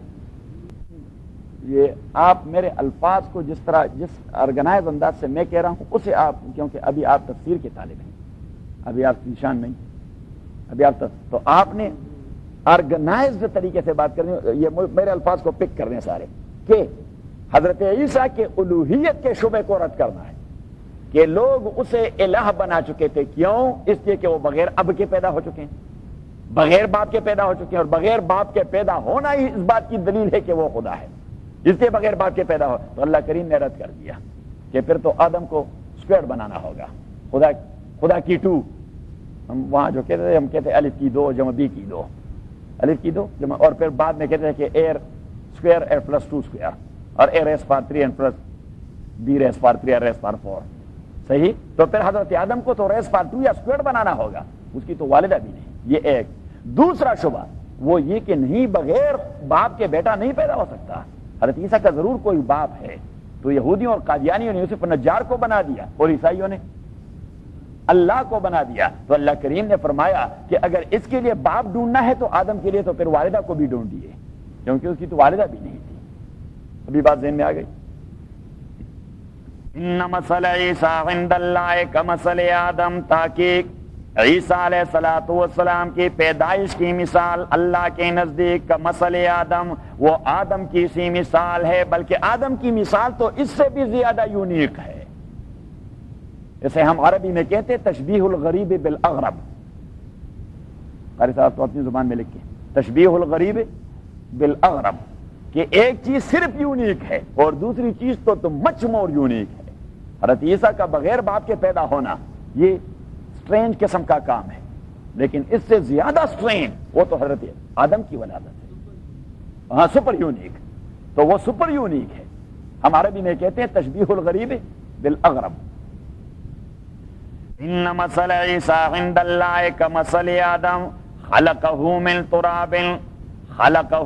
تراب بنا دیا اللہ تعالیٰ نے اس کو من تراب مٹی سے. خلقہ بنا دیا اللہ نے آدم کو من تراب کس سے؟ مٹی سے. ثم قال له اور پھر کہہ دیا اسے کن ہو جا فیکون ہو گیا. فیکون وہ ہو گیا کن. اور یہی بات حضرت عیسیٰ کی تھی کہ یہاں والدہ موجود تھی, اللہ نے کہہ دیا. دیکھیے آپ پیچھے جائیے آیت نمبر 46 پر. قالت رب انا یکون لی ولد, اس نے کہہ دیا خداوندہ پروردگار کیسے ہوگا میرے لیے بچہ, ولم یمسسنی بشر اور مجھے ٹچ نہیں کیا کسی مرد نے. قالا کہہ دیا اللہ تعالیٰ نے کذالک اللہ یخلق, اسی طرح اللہ تعالیٰ پیدا کر دیتا ہے وہ جو ارادہ کرتا ہے. اذا قضا امرا, جب فیصلہ کر دیتا ہے کسی کام کا. فانما تو بات یہ یقول لہ کن, اسے کہہ دیتا ہے کہ ہو جا فیکون وہ ہو جاتا ہے. حضرت آدم کو کہہ دیا کن وہ ہو گیا, عیسیٰ سے کہہ دیا کن وہ ہو گیا. الحق من ربک فلا تکن من الممترین. الحق من ربک, الحق یہ مطلق مخاطب سے بات کر رہے ہیں اللہ تعالیٰ ہر ایک آدمی سے. Every one who is addressing of this holy Quran کہ الحق من ربک, یہ بیان جو میں نے کہہ دیا الحق من ربک, یہ وہ ثابت اور حق اور واقعاتی بیان ہے آپ کے پروردگار کی جانب سے. فلا تکونن من الممترین, تو آپ شک کرنے والوں کے زمرے میں شامل نہ ہو, آپ ڈاؤٹ کے میدان سے باہر نکل آئیں. الحق من ربک, یہ بیان حقائق پر مبنی ہے آپ کے پروردگار کی جانب سے. فلا تکن, پس نہ بنیے آپ من الممترین, شک کرنے والوں میں سے, کیونکہ حقیقت کے مقابلے میں آپ جو بات کریں گے وہ شک ہی پر مبنی ہوگی, وہ شک ہی پر مبنی ہوگی. اور ہمارے شیخ نے یہاں پہ ایک جملہ کس لیا, عربی اور پنجابی کا مرکب بنا کر. اس نے کہا کہ ہاں اللہ نے کہہ دیا اس آیت میں کہ وہ من شک فقط جگ کا, وہ من شک ہاں فقط جگ. الحق من ربک, یہ بیان حقائق پر مبنی ہے آپ کے پروردگار کی جانب سے. فلا تکن من الممترین, آپ نہ بنیے شک کرنے والوں میں سے. فمن حاجک من بعد ما جاءک من العلم, فمن حاجک من بعد ما جاءک من العلم, اسے ہم کہتے ہیں ثمرۃ الدلائل, کہ جو آرگومنٹس اللہ نے دے دیے, جو دلائل اللہ نے دے دی حضرت عیسیٰ کے باب میں, یہ اسی کا نتیجہ ہے, یہ اسی کا ثمرہ ہے, یہ اسی پہ مرتب کر رہا ہے اللہ تعالیٰ کہ اتنے مدلل بیان کے بعد بھی اگر آپ کے ساتھ کوئی آرگومنٹس کر رہا ہے تو پھر آپ انہیں یہ کہہ دیں کہ ایسے دلیلوں کے ساتھ پھر آپ آرگومنٹس نہ کریں, بس انہیں سیدھے اللہ کے عذاب کی جانب لے آئیے. فمن حاجک, پس وہ شخص حاجک, فمن محاجات کا معنی ہے ریزننگ کرنا, آرگومنٹس کرنا. فمن حاجک, وہ آدمی یا وہ شخص جو آپ کے ساتھ آرگومنٹس کرتا رہے فی حضرت عیسیٰ کے بارے میں, من بعد ما جاءک, بعد اس کے کہ آ گیا ہے آپ کے پاس, من العلم, بیان مدلل. علم کا معنی ہے کیا؟ بیان مدلل, جسے آپ نے آرگیو کر دیا, بیان مدلل بیان وتھ پلیز اینڈ آرگومنٹ. محاجات, حجت آپ نہیں جانتے, حجت تو اردو میں مستعمل ہے, اس کی حجت کیا ہے, اس کے پاس آرگومنٹس کیا ہے. فمن حاجک, وہ شخص جو آرگومنٹس کرے گا آپ کے ساتھ فی حضرت عیسیٰ کے بارے میں, من بعد ما جاءک من العلم, اس کے بعد جو آ گیا ہے آپ کے پاس مدلل بیان with arguments, a pleaded one, ایک ایسا بیان جو دلیل کے ساتھ ہے. فقل تعالوا, تو آپ انہیں کہہ دیجئے تعالوا ندعو ابناءنا وابناءکم ونساءنا ونساءکم. آپ پیچھے جائے اسی سورت کے آیت نمبر 19 پر, لیا 17 سے لے کر شہد اللہ انہ لا الہ, دیکھ لیا, شہد اللہ گواہی دیتا ہے اللہ تعالیٰ, گواہی دے چکا ہے اللہ تعالیٰ اس بات کی, لا الہ کہ نہیں معبود الا ہو مگر صرف کوئی ہے، والملائکہ فرشتے بھی گواہی دے چکے ہیں، وَأُولُو الْعِلْمِ اور ارباب دانش بھی یہ گواہی دے چکے ہیں، قائمًا بالقسط اس حالت میں کہ اللہ تعالیٰ قائم ہے، عدل کا یہ تقاضا ہے، لا الہ الا هو العزیز الحکیم نہیں کوئی معبود مگر وہی ہے غلبے والا اور حکمت والا۔ اچھا تو اب یہ توحید کا عقیدہ، لیکن توحید کا عقیدہ تقاضا کرتا ہے ایک کمپلیٹ اور پرفیکٹ سسٹم کا، اور اسی سسٹم کا نام ہے اسلام، اسی سسٹم کا نام ہے اسلام۔ تو اللہ کریم نے فرمایا کہ صرف توحید کو پلے نہ باندھیں، توحید کے تقاضوں کو پورا کرنا ہوگا، توحید کے تقاضوں پورے اسلام پر عمل کرنا ہوگا۔ ان الدین عند اللہ الاسلام تاکہ ایک دین اللہ کے نزدیک اسلام ہی ہے، وما اختلف الذین اوتوا الکتاب الا من بعد ما جاءهم العلم۔ اب دیکھیے مجھے دیکھیے، جب دین کی بات ہوگی تو ڈویژن از اے مسٹ، جب بات دین کی ہوگی تو وہاں پہ مفاہمت نہیں ہو سکتی، وہاں کچھ ماننے والے کچھ نہ ماننے والے، کچھ فالوور اور کچھ اس کے اگینسٹ۔ تو اللہ کریم نے فرمایا ڈویژن از اے مسٹ، تو اللہ کریم نے فوراً ہسٹری کو ٹچ کر دیا کہ اہل کتاب کی ہسٹری دیکھی، وہ کیوں حصے بکھرے ہو گئے تھے، وہ کیوں گروہوں میں بٹ گئے تھے، اسی وجہ سے کہ دین آ گیا۔ وَمَا اخْتَلَفَ الَّذِينَ أُوتُوا الْكِتَابَ اختلاف نہیں کیا تھا ان لوگوں نے جنہیں کتاب دے دی گئی تھی، إِلَّا مِن بَعْدِ مگر بعد اس کے کہ آ گیا ان کے پاس العلم۔ وہ شخص جو انکار کرتا ہے اللہ کی آیات سے، فَإِنَّ اللَّهَ سَرِيعُ الْحِسَابِ تو اللہ تعالیٰ جلدی حساب کرنے والے ہیں۔ اب دیکھیے میرا مقصد یہی تھا کہ فَإِنْ حَاجُّوكَ یہ آرگومنٹس والی بات وہاں توحید اور دین کے ساتھ نفی کر دی، یہاں حضرت عیسیٰ کے اسپیسیفک ایشو کو اللہ نے وہ اہمیت دی جو توحید کو دے رہا ہے اور جو دین کو دے رہا ہے، کہ اس کے بعد کہہ رہے فَإِنْ حَاجُّوكَ اگر یہ لوگ توحید اور دین اسلام کے حوالے سے آپ کے ساتھ آرگومنٹس کرتے ہیں، فَقُلْتُ أَسْلَمْتُ وَجْهِيَ لِلَّهِ وَمَنِ اتَّبَعَنِ تو وقت ضائع نہ کریں ایسے بے وقوفوں کے ساتھ، بس انہیں کہہ دیں کہ ہم تو ٹوٹلی سبمیشن کر چکے ہیں، میرے ساتھی بھی سبمیشن کر چکے ہیں، آپ باڑ میں چلے جائیں۔ یہ ہے دین کا تقاضا، یہی ہوتا ہے۔ ہاں دین ہم کمپرومائز پہ اتر آ جاتے ہیں، ہم اس قسم کی بات نہیں کر سکتے، جبکہ قرآن کریم تو فوراً دودھ کا دودھ اور پانی کا پانی کر دیتا ہے، پیغمبر سے کہہ دیتا ہے کہ دودھ کا دودھ کر دے اور پانی کا پانی، پانی کا پانی۔ پھر قاری صاحب سے پوچھیں تو ہاں تو اب اپنی سبق پہ آئیے کہ وہاں پہ بھی یہ کہ حاجو کا اگر کوئی آپ سے آرگومنٹس کرتا ہے تو مدلل بیان کے بعد آرگومنٹس کرنا، arguments for the sake of arguments, it has no any end, اس کا تو کوئی اینڈ ہے نہیں، کہ ہے کوئی اینڈ، کوئی اینڈ نہیں۔ تو یہاں بھی وہی بات کہی کہ فمن حاجک فی من بعد ما جاءک من العلم، وہ شخص جو آرگومنٹس کرے گا آپ کے ساتھ فی حضرت عیسیٰ کے بارے میں اس کے بعد جو آ گیا ہے آپ کے پاس مدلل بیان، فقل تعالوا ندعو ابناءنا، وہاں تو بات ایسے ختم کر دی، وہاں پہ تو بات ایسے کہ فقل اسلمت وجہی للہ ومن اتبعن، بس جی ہم آپ کے ساتھ مزید آرگومنٹ نہیں کرتے، میں اسی بات کو مانتا ہوں جو قرآن نے کہہ دیا ہے، میرے ساتھی اسی بات کو تسلیم کرتے جو قرآن نے کہہ دیا ہے، بس بات ختم کر دیں۔ اور انہیں کہہ دیں کہ نکل جاؤ، چلے جاؤ جہاں جانا چاہتے ہو وہاں جاؤ۔ اور یہاں کہہ دیا کہ نہ، یہ جو حضرت عیسیٰ کے بارے میں آرگومنٹس کرتے ہیں انہیں تو اس طرح نہ چھوڑیں، انہیں تو ہلاکت کے سامنے لے آئیں، کیونکہ وہ اپنے آپ کو پیپل آف دا بک کہا کرتے ہیں۔ وہ سابقہ والے جو محاجات تھا اور جو آرگومنٹ، وہ تو مشرکین مکہ کے ساتھ یا مشرکین کے ساتھ متعلق تھا، کہ توحید میں تو جھگڑا وہ کر رہے تھے، توحید میں جھگڑا وہ کر، تو وہ تو جاہل لوگ تھے، تو انہیں تو آپ کہہ رہے کہ بس بھائی دین سبمیشن کا نام ہے اور ہم سبمیشن کر چکے ہیں، بس آپ کا تو مسئلہ ختم۔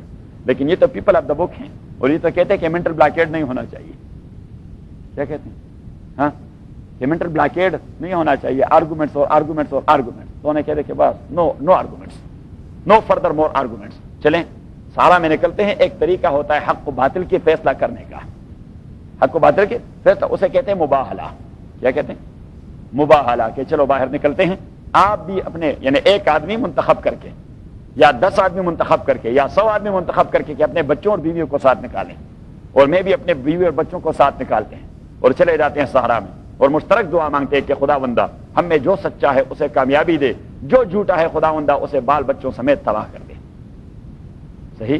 تو اللہ وہاں پہ عذاب آ جاتی ہے، اسے کہتے ہیں مباہلہ۔ تو نبی کریم صلی اللہ نے کہہ دیا کہ پھر ان سے کہہ دیں کہ چلیں چلتے ہیں صحرا میں مدینہ سے باہر، مباہلہ کرتے ہیں. تو حضور نے جب ان سے کہہ دیا کہ مباہلہ کرتے ہیں، انہوں نے فوراً رخت سفر باندھ کہ خبردار پیغمبر ہے، اس کے ساتھ مباہلہ نہ کرے، بیڑا غرق ہو جائے گا. حضور علیہ الصلوۃ والسلام تو نکلے، لیکن وہ لوگ بھاگ گئے کیونکہ انہیں حقیقت کا پتہ تھا کہ ہم نکلیں گے تو بیڑا غرق ہوگا، ہم نکلیں گے تو صحیح سلامت واپس نہیں لوٹ کے آئیں گے. لیکن اب یہ مسئلہ کہ اب بھی مباہلہ موجود ہے یا نہیں موجود، مباہلے کا تصور اب بھی، یعنی آپ اب بھی کسی کو چیلنج کر سکتے ہیں یا نہیں. امام ابو حنیفہ رحمۃ اللہ علیہ فرماتے why not, you can. And that was the case with Mirza Ghulam Ahmad Qadiani. مولانا ثناء اللہ امرتسری رحمۃ اللہ علیہ نے، مولانا ثناء اللہ صاحب امرتسری اہل حدیث کے بہت بڑے عالم تھے، اور حضرت شیخ الہند کے شاگرد تھے مسلکاً اہل حدیث تھے، فاضل دارالعلوم دیوبند کے. حضرت شیخ الہند رحمۃ اللہ علیہ کے شاگرد تھے. مرزا قادیانی سے مباہلہ کر دیا تھا، وہ دوڑ رہا تھا اور اس نے پکڑ دیا تھا کہ اللہم اہلک الکاذب منا بالہلاک الذلیل.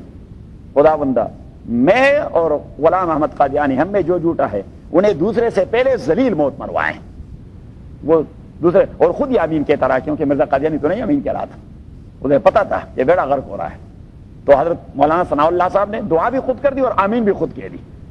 تو وہ آدمی مر گیا مرزا قادیانی حضرت مولانا سے 9 سال پہلے، اور مر گیا بڑے محترم جگہ میں، احترام والی جگہ میں. احترام والی جگہ میں ہاں سکون والی جگہ، ریسٹ روم ہے نا، ریسٹ روم ہے. کیا ہے پیغمبر کو اس طرح مارے گا ریسٹ روم میں؟ قل یا اہل الکتاب تعالوا الی کلمۃ فمن حاجک فی من بعد ما جاءک من العلم فقل تعالوا، آپ کہہ دیجئے آ جائیں، ندعو ابناءنا و ابناءکم، بلا لیتے ہیں ہم اپنے بچوں کو، و ابناءکم اور آپ کے بیٹوں کو، و نساءنا اپنی بیویوں کو، و نساءکم اور آپ کے بیویوں کو، و انفسنا و انفسکم اپنے آپ کو اور آپ کے آپ کو. تو باہر نکالنا ہوگا اپنے ساتھ بیوی کو اور بچوں کو. کس کو نکالنا ہوگا؟ بیوی کو، اور مخالف سے بھی کہنا ہے کہ بیوی کو اور بچوں کو. ہمارے دیوبند کے 2 علماء تھے، وہ آپس میں سیاسی اختلاف تھا ان کا، اور بہت بڑے عالم تھے دونوں، ایک بھی محدث اور دوسرا بھی محدث. صحیح، تو ان دونوں کا آپس میں اتنا شدید اختلاف ہو گیا کہ سیاسی موقف میرا صحیح، ورنہ چلو میں مباہلہ کرتا ہوں. وہ جذباتی ہو گیا کہ چلو میں مباہلہ کے لیے تیار ہوں. تو دوسرے بزرگ نے اسے کہہ دیا کہ ہاں، وہ جو دوسرے بزرگ تھے اس کی بیوی بھی نہیں تھی اور بیٹے بھی نہیں تھے، بچے بھی نہیں تھے. تو اس نے کہا کہ میں تو فلاں فلاں کو ساتھ لے چلوں گا. آپ مباہلہ کرتے کس کو ساتھ لے چلیں گے؟ مباہلہ تو کر جائیں گے. مباہلہ کی شرائط یہ ہے کہ بیوی ساتھ اور بچے ساتھ.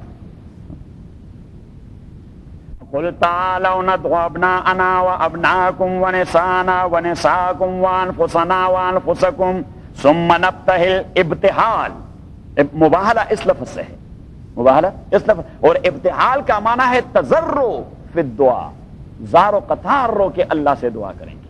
نبتہل کا معنی زار و قطار رو کر بڑی عاجزی سے with totally submission اللہ سے مانگیں کہ خداوندہ جو ہم میں جھوٹا ہے اس کے اولاد کو بھی تباہ کر دیں. ثم نبتہل فنجعل لعنت اللہ، اور پھر ہم تضرع کی دعا کریں گے، فنجعل لعنت اللہ، اور ہم مانگیں گے اللہ تعالیٰ کی لعنت اور تباہی علی الکاذبین، جھوٹوں کے لیے. ان ھذا لہو القصص الحق، ان ھذا لہو القصص الحق، تاکہ یہی قصے، لہو القصص الحق، یہ یقینی اور واقعاتی قصے ہیں. اللہ کریم نے فرمایا میں نے کوئی افسانہ نہیں لکھا، یہ میں نے کوئی افسانہ نہیں لکھا. لہو القصص الحق، یہ یقینی اور واقعاتی قصے ہیں جو گزر چکے ہیں. ان ھذا لہو القصص الحق، تاکہ یہ البتہ یہ قصے ہیں یقینی. وما من الہ الا اللہ، لیکن توت والی بات کے لیے ساری محنت ہے. اللہ کریم نے فرمایا کہ محنت ساری کس کے لیے ہے؟ توت والی بات کو یاد رکھیں. تو صاحب کو توت والی بات یاد ہے؟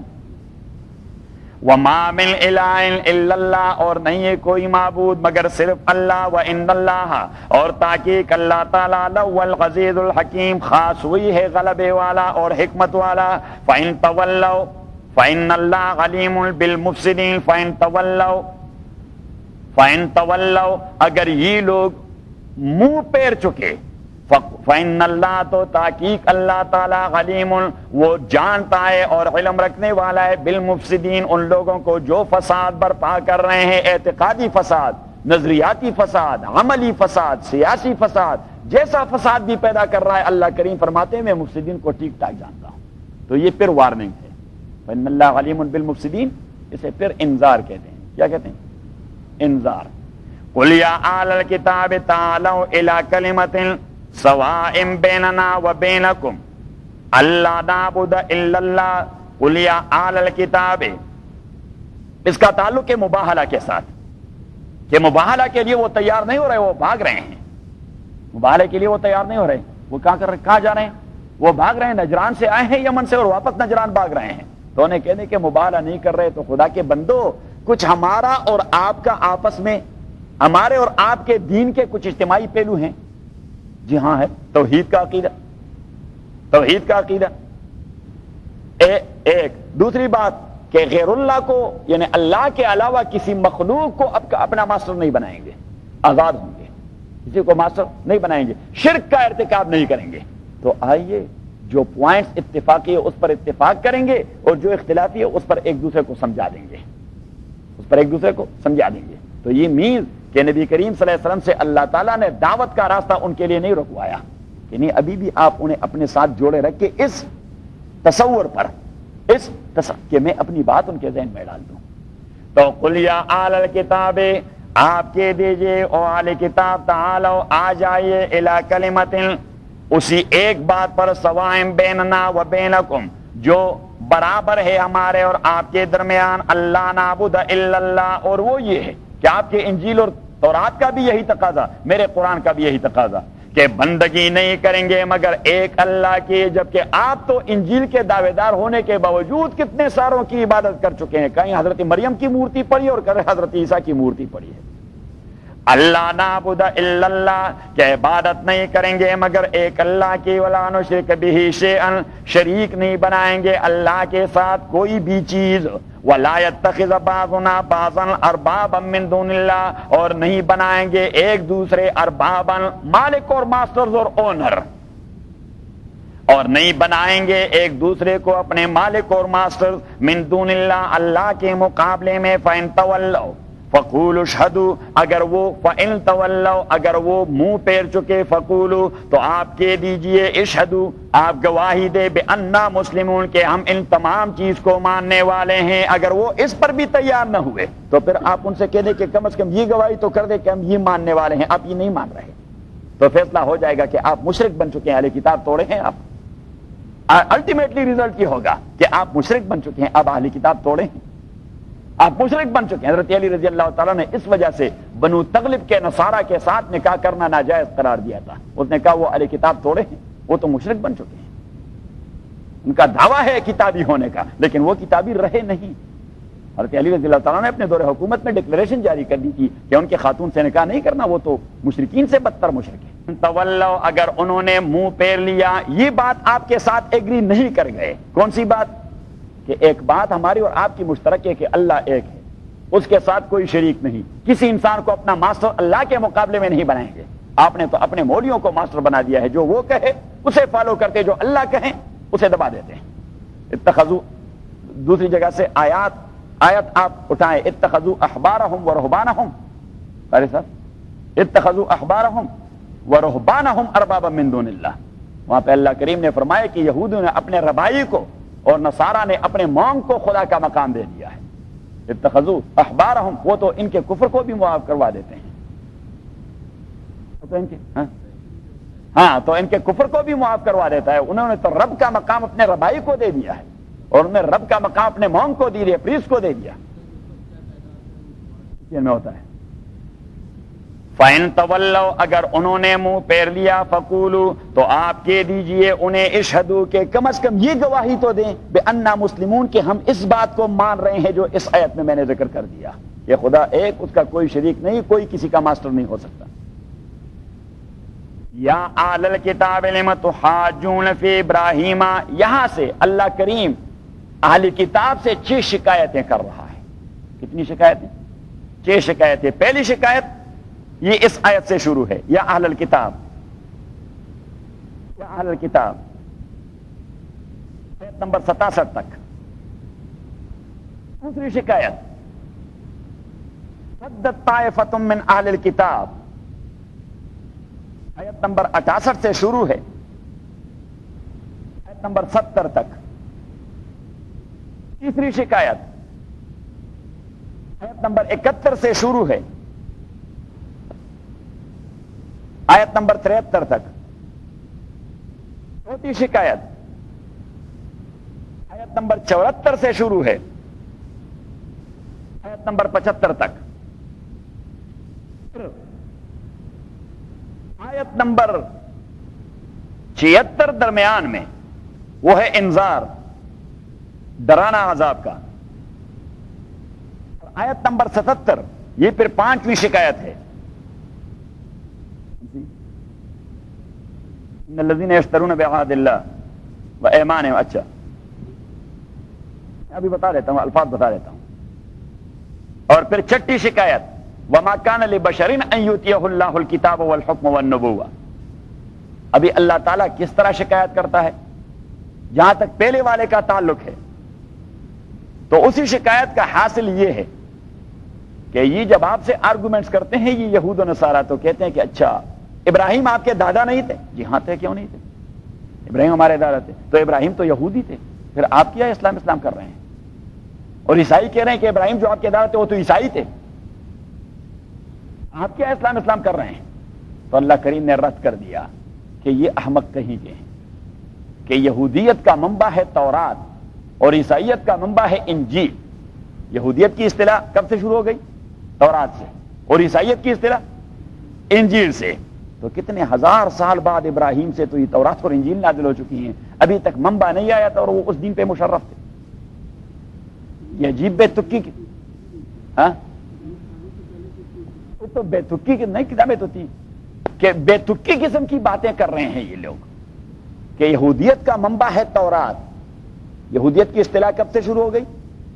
تورات سے. اور عیسائیت کی اصطلاح کب سے شروع ہو گئی؟ اور یہ ٹائٹل دے رہے ہیں ابراہیم کو، یہ ٹائٹل دے رہے ہیں ابراہیم تو 2500 ان کتابوں کے آنے سے 2500 سال پہلے پیدا ہو چکے تھے، تو ابھی تک منبع اور فاؤنٹین نہیں آیا تھا اور اس نے اس دین کو قبول کر دیا تھا. انا للہ و انا الیہ راجعون. یہ ایک شکوہ. دوسرا شکوہ ودت طائفۃ من اہل الکتاب، میرے والے میں آیت نمبر 68 ہے. اس شکایت کی حاصل یہ ہے کہ یہ لوگ آپ کے ساتھ تعلقات بنائیں گے انٹرفیت کے تاکہ آپ کو گمراہ کریں. ودت طائفۃ من اہل الکتاب لو یضلونکم، یہ اس لیے کریں گے تاکہ آپ کے اندر اپنی خباثتیں داخل کر دیں. تو یہ دوسری شکایت ہے، اللہ کریم ان سے کہہ رہا ہے. تیسری شکایت قالت طائفۃ من اہل الکتاب، آپ کی 72 نمبر آیت ہوگی. اس شکایت کا خلاصہ یہ ہے، اس شکوے کا خلاصہ یہ ہے کہ دیکھیے یہ اتنے شیطان لوگ ہیں، یہ عیسائی اس زمانے کے اتنے شیطان لوگ ہیں کہ یہ اپنے ساتھیوں سے کہتے ہیں کہ محمد کے ساتھی آپ کو لٹریٹ اور ایجوکیٹڈ لوگ سمجھتے ہیں، تو آپ صبح جا کر محمد کا کلمہ پڑھ لیں ان لوگوں کے سامنے، ایمان لے آئیں، اور عصر کے وقت دوبارہ جا کر پھر اسی کے سامنے اور لوگوں کے سامنے اس دین سے برات کا اعلان کر دیں کہ صبح جو ہم ایمان لا چکے تھے ہم اس سے برات کا اعلان کرتے ہیں، یہ غلط دین ہے. تو کچھ لوگ آپ کے ساتھ واپس نکل جائیں گے آپ کی اتباع میں، کچھ ان کے ساتھیوں کو باہر اپنے ساتھ نکالیں گے. یہ تیسری شکایت. چوتھی شکایت آیت نمبر 75 ہوگا آپ کا، وَمِنْ أَهْلِ الْكِتَابِ. دیکھ لیا اللہ کریم فرماتے ہیں کہ نہیں ان میں کچھ اچھے لوگ بھی ہیں، کم از کم ان کے دنیاوی معاملات تو ٹھیک ہیں، کم از کم ان کے، لیکن ان میں تو ایسے خبیث لوگ موجود ہیں کہ اگر آپ نے 1 دینار کی امانت بھی ان کے پاس رکھ دی تو اس نے اس کا بھی انکار کرنا ہے، واپس نہیں لوٹانا. اور اسی کے لیے جو پلی لے رہے ہیں وہ بڑی عجیب ہے. پلی لے رہے ہیں، وہ کہتے ہیں کہ ہم پیپل آف دا بک ہیں اور جو ہمارے سے علاوہ یہ سارے کفار ہیں، تو کفار کا مال جس طریقے سے آپ غصب کر جائیں تو ٹھیک ہے، جائز ہے. وہی موقف ہے جو آج یہاں کے مسلمانوں کا بھی بن چکا ہے کہ امریکیوں کے جیسا بھی دھوکہ دیں تو آپ کے لیے جائز ہے، انا للہ و انا الیہ راجعون، جبکہ محمد کی شریعت میں حیوان کو دھوکہ دینا بھی حرام ہے. 5ویں شکایت ان منہم لفریقا یلون السنتہم بالکتاب، آیت نمبر 78 ہوگا آپ کا. دیکھ لیا کہ یہ تورات کے علاوہ اپنے خود ساختہ کلام کو تورات کا حصہ بنا کر لوگوں کو گمراہ کرتے رہتے ہیں. شکایت اور چٹی شکایت وما کان لبشر ان یؤتیہ اللہ الکتاب والحکم والنبوۃ، اسی کے پیچھے والی آیت. کیا عجیب بات ہے. حضرت عیسیٰ خود تو کہہ رہے ہیں کہ میں اللہ کا بندہ ہوں، وہ خود کہتے ہیں کہ میں اللہ کا بندہ. اور یہ چھوڑے، اللہ کریم نے اسے کتاب دے دیا ہے، اللہ کریم نے اسے علم حکومت دے دی ہے، اللہ کریم نے اسے نبوت دے دی ہے. تو یہ تمام چیزیں تو بندے کو ملتی ہیں. کس کو ملتی ہے؟ یہ بندے کو ملتی ہے، معبود کو نہیں ملتی، الہ کو نہیں ملتی. اچھا، تو یہ تمام دلائل اور سائنس تو اس کے بندگی کے ہیں. اب ایک آدمی جنہیں بندگی کے یہ سارے سائنس بھی ملے ہوں اور وہ خود اپنے تئیں اقرار بھی کر رہا ہو کہ میں اللہ کا بندہ ہوں، تو ایک ہی شخص میں بندگی اور الوہیت دونوں کیسے جمع ہو سکتے ہیں؟ جبکہ آپ یہ پلی لے رہے ہیں کہ انہوں نے ہم سے کہہ دیا تھا کہ مجھے معبود بنائے. بات ذہن میں آ رہی؟ تو نیچے دیکھتے جائیں تو انشاءاللہ آتی جائے گی. جیسے جیسے آگے جاؤ گے تو آگے آگے دیکھیے ہوتا ہے کیا. ہاں، تو اہل کتاب تو دونوں ہیں نا. یا اہل الکتاب لم تحاجون فی ابراہیم، او اہل کتاب لم تحاجون، آپ کیوں ریزننگ کر رہے ہیں اور آرگومنٹس کر رہے ہیں فی ابراہیم، ابراہیم کے بارے میں کہ وہ یہودی تھے یا نصرانی تھے؟ نو، ناٹ ایٹ آل. اس لیے کہ ان دو شریعتوں کا منبع تو تورات اور انجیل، اور تورات اور انجیل تو حضرت عیسیٰ ابراہیم علیہ السلام سے 2500 سال بعد تورات آ گیا. وما انزلت التوراۃ والانجیل الا من بعدہ، وما انزلت التوراۃ والانجیل الا من بعد، اور نازل نہیں کیا گیا تھا تورات اور انجیل الا من بعد، مگر ابراہیم کے بعد. افلا تعقلون. اب دیکھیے اللہ کریم نے بجائے اس کے کہ یہ کہہ رہے تھے کہ نہیں ابراہیم کوئی یہودی نصرانی نہیں تھا، فاؤنٹین اور منبع پہ ضرب لگا دیا. فاؤنٹین کے آپ آرگومنٹس والے لوگ ہیں تو ذرا میرا آرگومنٹ بھی سنیں کہ تورات کا یہودیت کا منبع، یہودیت کہاں سے شروع ہو گئی؟ تورات سے. اور عیسائیت کہاں سے شروع ہو گئی؟ انجیل سے. اب یہ تورات اور انجیل یہ تو آپ بھی ریکگنائز کر رہے ہیں کہ یہ تو ہزاروں سال بعد حضرت ابراہیم کے آئے، ابراہیم کے سینکڑوں یا ہزاروں سال بعد آئے. تو ایک چیز شروع ہو رہی ہے بعد میں، اور ابراہیم اس کے آنے سے پہلے اس یہودیت کو اپنا چکے تھے. افلا تعقلون. آپ کا سینس کام نہیں کر رہا، آپ کا مائنڈ کام نہیں کر رہا. ابھی بات ذہن میں آ رہی ہے؟ افلا تعقلون، آیا آپ لوگ عقل نہیں کرتے؟ ہاں انتم ہؤلاء حاججتم فیما لکم بہ علم. اب اللہ کریم فرماتے ہیں کہ جس فیلڈ میں آپ کا درک ہو، جس فیلڈ میں آپ کا کوئی درک لگتا ہو، یعنی آپ کو اس فیلڈ کے ساتھ کوئی مناسبت ہو، تو اس میں اگر آپ آرگومنٹس کریں تو بے شک کرتے جائیے. لیکن جس فیلڈ کے آپ ابجد اور حروف تاجی سے واقف نہیں، وہاں تو آرگومنٹ کرنا اپنے آپ کو تباہ کرنا ہے. یہی بات کر رہے ہیں. موضوع آیت کی نیم حکیم، بلکہ بالکل جب حکیم ہو ہی نہیں تو خطرہ جان. ہمارے تبلیغ کے بزرگ مفتی زین العابدین صاحب نے اس لیے کہہ دیا کہ پاکستانیوں کی جسمانیت بھی خراب اور روحانیت بھی خراب. جسمانیت اس لیے خراب کہ تمام پاکستانی ڈاکٹر ہیں.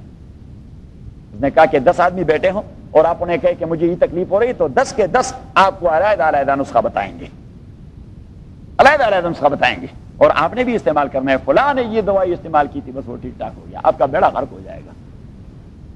صحیح ہے؟ تو اس نے کہا جسمانیت کے سوال خراب اور روحانیت خراب. روحانیت کیوں خراب؟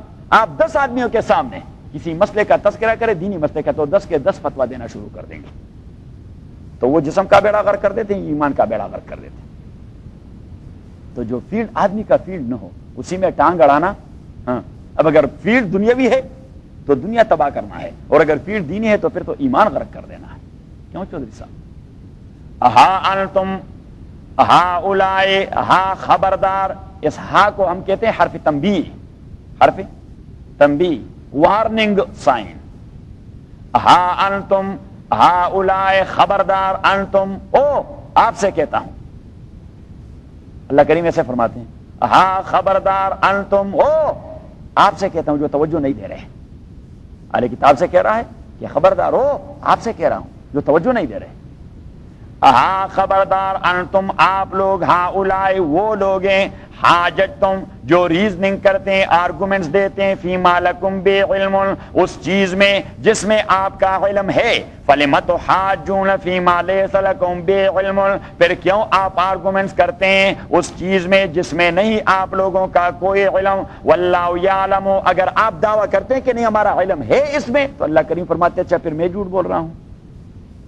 اللہ کریم فرماتے ہیں کہ اچھا جب میں اس میدان میں آپ کے علم کو نفی کر رہا ہوں تو مجھے پتہ نہیں، میں جہالت کا اظہار کر رہا ہوں، معاذ اللہ، واللہ یعلم وانتم لا تعلمون۔ اللہ کریم نے فرمایا میں ہی جانتا ہوں، آپ کچھ نہیں جانتے۔ ہاں چوہدری صاحب، ہاں واللہ یعلم، ہاں خبردار، انتم آپ لوگ، ہاں اولائے وہ لوگ ہیں، حاجت تم جو ریزننگ کرتے ہیں، آرگومنٹس کرتے ہیں، فیما لکم بے علم اس چیز میں جس میں آپ کا کوئی علم ہے، فلم تحاجون تو کیوں آرگومنٹ کرتے ہیں اس میں، لیس لکم جس میں نہیں آپ کے لیے علم کوئی بھی علم، واللہ یعلم اللہ جانتا ہے، وانتم لا تعلمون آپ کچھ نہیں جانتے۔ تو جب اللہ نے کہہ دیا کہ یہ فیلڈ آپ کے آرگومنٹس کا نہیں، تو پھر آپ آرگومنٹس نہ دیا کریں۔ ما کان ابراہیم یہودیا، اب پہلے والا بیان یہ فلسافیکل تھا، یہ کیا تھا؟ فلسافیکل، ان کے مولیوں کو سمجھا رہا تھا۔ کس کو سمجھا رہا تھا؟ ہاں ان کے انٹلیکچوئل کو سمجھا رہا تھا، اس لیے فلسافیکل کہہ دیا۔ فلسافیکل کہ بھائی یہودیت اور نصرانیت کا منبع تو تورات اور انجیل سے شروع، ابراہیم سینکڑوں سال اس سے پہلے آئے، تو وہ کیسے یہودی نصرانی تھے؟ تو یہ بات تو پلے پڑ گئی کس کی؟ انٹلیکچوئلس کی۔ لیکن جو سادے تھے، جو سرفیسلی لک کرتے ہیں، تو اب ان کے لیے تو ایکسپریس کر دیا کہ نہیں، ابراہیم کوئی یہودی اور نصرانی نہیں تھا۔ ما کان ابراہیم یہودیا، نہیں تھے ابراہیم یہودی، ولا نصرانی اور نہ نصرانی، ولکن کان حنیفا وہ تھے حنیف، وہ تھے حنیف۔ یہ حنیف ٹائٹل تھا ابراہیم کی شریعت کا، حنیف، ہاں یہ ٹائٹل تھا ابراہیم کے شریعت کا۔ ولکن کان حنیفا، لیکن تھے ابراہیم حنیفا، حنیف، مسلما اور وہ مسلم تھے، مسلمان تھے۔ وما کان من المشرکین اور نہیں تھے وہ مشرکین میں سے۔ تو یہ دو لوگ یہ تو آرگومنٹس کر رہے تھے، تو ان کا جواب تو اللہ نے آرگومنٹ کے اساس پہ دے دیا۔ لیکن تیسرا طبقہ ایک اور بھی تھا، ابو جہل اینڈ کمپنی کا، وہ جو مکے میں رہ رہے تھے، ان کا بھی دعویٰ تھا کہ ہم ابراہیم کے دین پر جانے والے ہیں۔ تو کیا ابراہیم مشرک تھے؟ معاذ اللہ۔ تو اللہ کریم نے یہ بونس میں اس پر بھی رد کر دیا کہ وما کان من المشرکین کو، ان کا راستہ بھی روک گئے کہ وہ مشرک بھی نہیں تھے۔ ابراہیم وہ مشرکین کے زمرے میں بھی نہیں تھے، کیونکہ اگر اس طرح اللہ کہہ رہے تھے کہ ابراہیم کوئی یہودی اور نصرانی نہیں تھا، وہ تو حنیف مسلم تھا، تو وہ ابو جہل اینڈ کمپنی بھی کہہ رہے تھے کہ ہم بھی حنیف ہیں۔ کیا ہیں؟ اہل مکہ کو حنیف، ہاں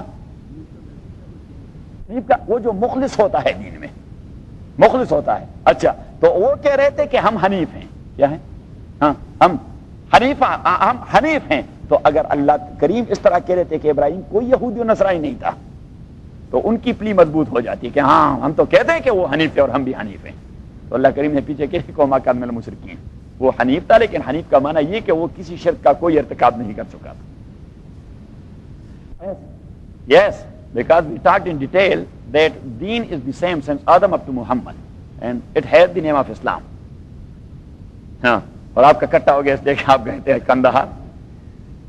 ما کان ابراہیم یہودیا ولا نصرانیا، نہیں تھے ابراہیم یہودی نہ نصرانی، ولکن کانا لیکن تھے وہ حنیفا، حنیف، مسلما مسلمان، وما کان من المشرکین اور نہیں تھے وہ مشرکین میں سے۔ ان اول الناس، اب یہ دیکھیے اس پہ مرتب کر رہا ہے کہ اب ان کے دعوے کو تو اللہ نے کچی پیشی میں خارج کر دیا، ان ساروں کے دعوے کو کچی پیشی میں خارج کر دیا۔ ہمارے ہاں عدالت میں کہہ رہے تھے کچی پیشی میں خارج کرنا، جب آپ کے لیے ہاں پہلی پیشی میں اس کا دعویٰ خارج کر دیا، تو ان کے دعوے کو تو کچی پیشی میں خارج کر دیا۔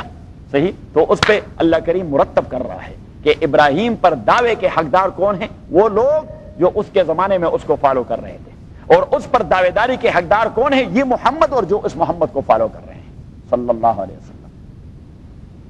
ان اول الناس بے ابراہیم، تحقیق زیادہ حقدار ابراہیم پر دعوے داری کا، للذین وہ لوگ ہیں اتبعوا جو تابعداری کر چکے تھے ابراہیم کے اس کے زمانے میں، وَهَذَا النَّبِيُّ اور یہ حقداری ہے اس پیغمبر کی، وَالَّذِينَ آمَنُوا اور ان لوگوں کے جو ایمان لا چکے ہیں اس پیغمبر پر۔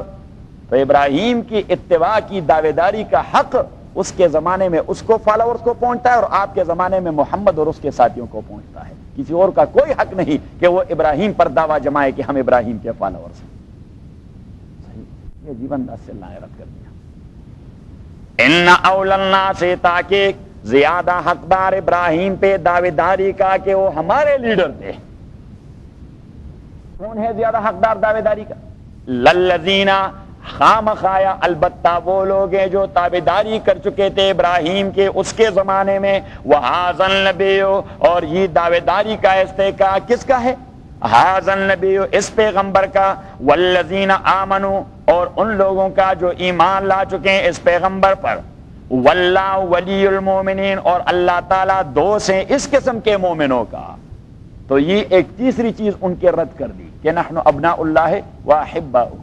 یہودیوں کا دعویٰ تھا کہ اللہ صرف ہمارے دوست ہیں، اور عیسائیوں کا دعویٰ تھا کہ اللہ صرف ہمارے دوست ہیں۔ اللہ کریم نے یہاں ایمان کو ڈیفائن کر دیا کہ ابراہیم پر حق رکھنے والے اس کے اپنے تابع دار تھے، محمد ہیں صلی اللہ علیہ وسلم، اور محمد پر ایمان لانے والے اور یہی لوگ مومن ہیں، اور واللہ ولی المومنین اور اللہ کریم فرینڈ ہے صرف مومنین کا، کسی اور کا کوئی فرینڈ نہیں ہو، کسی اور کا کوئی دوست نہیں۔ چودھری صاحب ہاں وہ اس دن ڈاکٹر قریشی کہہ رہے تھے کہ اس کا معنی یہ کہ اللہ کو عربی زبان پر بڑا عبور ہے۔ تو اللہ کو یہ عدالتی زبان پر بھی بڑا عبور ہے۔ وَدَّتْ طَائِفَةٌ مِّنْ أَهْلِ الْكِتَابِ یہ وہ دوسرا شکوہ، یہ دوسرا شکوہ۔ وَدَّتْ طَائِفَةٌ مِّنْ أَهْلِ الْكِتَابِ لَوْ يُضِلُّونَكُمْ کہ یہ دیکھیے ایسے لوگ ہیں کہ خود تو گمراہ ہیں، آپ کو بھی گمراہ کرنا چاہتے ہیں، خود تو ہے گمراہ لیکن آپ کو بھی گمراہ کرنا چاہتے ہیں، خود تو گمراہ ہیں آپ کو بھی گمراہ کرنا۔ ہمارے گاؤں میں ایک بزرگ تھے، وہ ایک بار غصہ ہو گئے کسی بات پر، بزرگ کیا تھے مسجد کے بہت بڑے عالم تھے، تو وہ غصے ہو گئے جمعہ کی نماز میں، اس نے کہا کہ بدبختو خود بھی جنت نہیں جا رہا ہے اور مجھے بھی نہیں چھوڑ رہے کہ جنت چلا جاؤ۔ تو اللہ کریم نے فرمایا بدبختو خود بھی دوزخ جا رہے ہیں، آپ کو ساتھ گھسیٹنا چاہتے ہیں۔ وَدَّتْ طَائِفَةٌ مِّنْ أَهْلِ الْكِتَابِ تمنا رکھتی ہے ایک گروہ اہل کتاب میں سے، لو یضلونکم اگر وہ گمراہ کر سکیں آپ لوگوں کو، ان کی ساری تگ و دو اس لیے ہے کہ وہ گمراہ کریں آپ کو۔ ودت طائفۃ من اہل الکتاب تمنا رکھتی ہے ایک گروہ اہل کتاب کے، لو یضلونکم کہ گمراہ کریں آپ کو۔ نظریاتی طور پر ان کا کوئی مخالف باقی نہیں رہے گا، تو کیا کچھ ملے گا جب آپ کا کوئی نظریاتی مخالف نہ ہو، یہاں مسجد کے اندر ہی آپ کے فکر کا کوئی مخالف نہ ہو، صحیح؟ تو آپ کو کیا ملے گا؟ آپ ذہنی ٹینشن سے نجات پاؤ گے، اور پھر آپ کی حکمرانی ہو جائے گی، چودھری صاحب فار ایور اس مسجد کے صدر رہیں گے، صحیح ہے؟ یہ تو خدا کے بندے آپ کو تو روزانہ تجربہ ہو رہا ہے۔ وَدَّتْ طَائِفَةٌ مِّنْ أَهْلِ الْكِتَابِ لَوْ يُضِلُّونَكُمْ وَدَّتْ طَائِفَةٌ تمنا رکھتے اہل کتاب ایک گروہ اہل کتاب کے، لو یضلونکم اس بات کی کہ گمراہ کر سکیں آپ کو، وما یضلون الا انفسهم وہ گمراہ نہیں کرتے مگر صرف اپنے آپ کو، کیونکہ آپ پر تو ان کا کوئی دم درود نہیں چلتا، محمد کے ساتھیوں پر تو ان کا کوئی دم درود نہیں چلتا تھا صلی اللہ علیہ۔ صحابہ کوئی ایسے لوگ تھے، صحابہ جو بھی ایمان لائے پیغمبر پر کوئی ایک بھی ایمان سے واپس نہیں لوٹا، جو لوگ آئے تھے وہ سارے منافقین تھے، اور اللہ کریم نے بار بار ان کا تذکرہ کر دیا کہ منافق ہیں، ویسے آپ کے سب میں گھس گئے ہیں، آپ کے سب میں گھس گئے ہیں، یہ مسلمان ہیں نہیں۔ وَمَا يُضِلُّونَ إِلَّا أَنفُسَهُمْ وہ گمراہ نہیں کرتے ہیں مگر صرف اپنے آپ کو، اس لیے کہ وہ بال ان پہ پڑ رہا ہے۔ وَمَا يَشْعُرُونَ لیکن ان کا شعور کام نہیں کر رہا، وَمَا يَشْعُرُونَ ان کا شعور کام نہیں کر رہا۔ یا اہل الکتاب لم تکفرون بآیات اللہ، او اہل کتاب آپ انکار کیوں کرتے ہیں اللہ تعالیٰ کے آیات کے؟ کون سی آیات؟ جو آپ کے تورات اور انجیل میں ہے، اس محمد کا تذکرہ ہے اس میں، تو آپ ان کا کیوں انکار کرتے ہو؟ وانتم تشہدون حالانکہ آپ جانتے ہیں کہ واقعی یہی ہے، آپ جانتے ہیں، میں نے واقعہ بتا دیا تھا، حضرت صفیہ رضی اللہ تعالیٰ عنہ جو حضور اسلام کی بیوی ہے اور خیبر کے بڑے سردار چیف آف خیبر حیی ابن اخطب کی بیٹی تھی، حیی ابن اخطب کی بیٹی تھی۔ وہ حضور علیہ السلام سے ایک بار کہنے لگی جب آپ مدینہ آئے تو میرے ابو اور چچا دونوں آپ سے ملنے آئے تھے.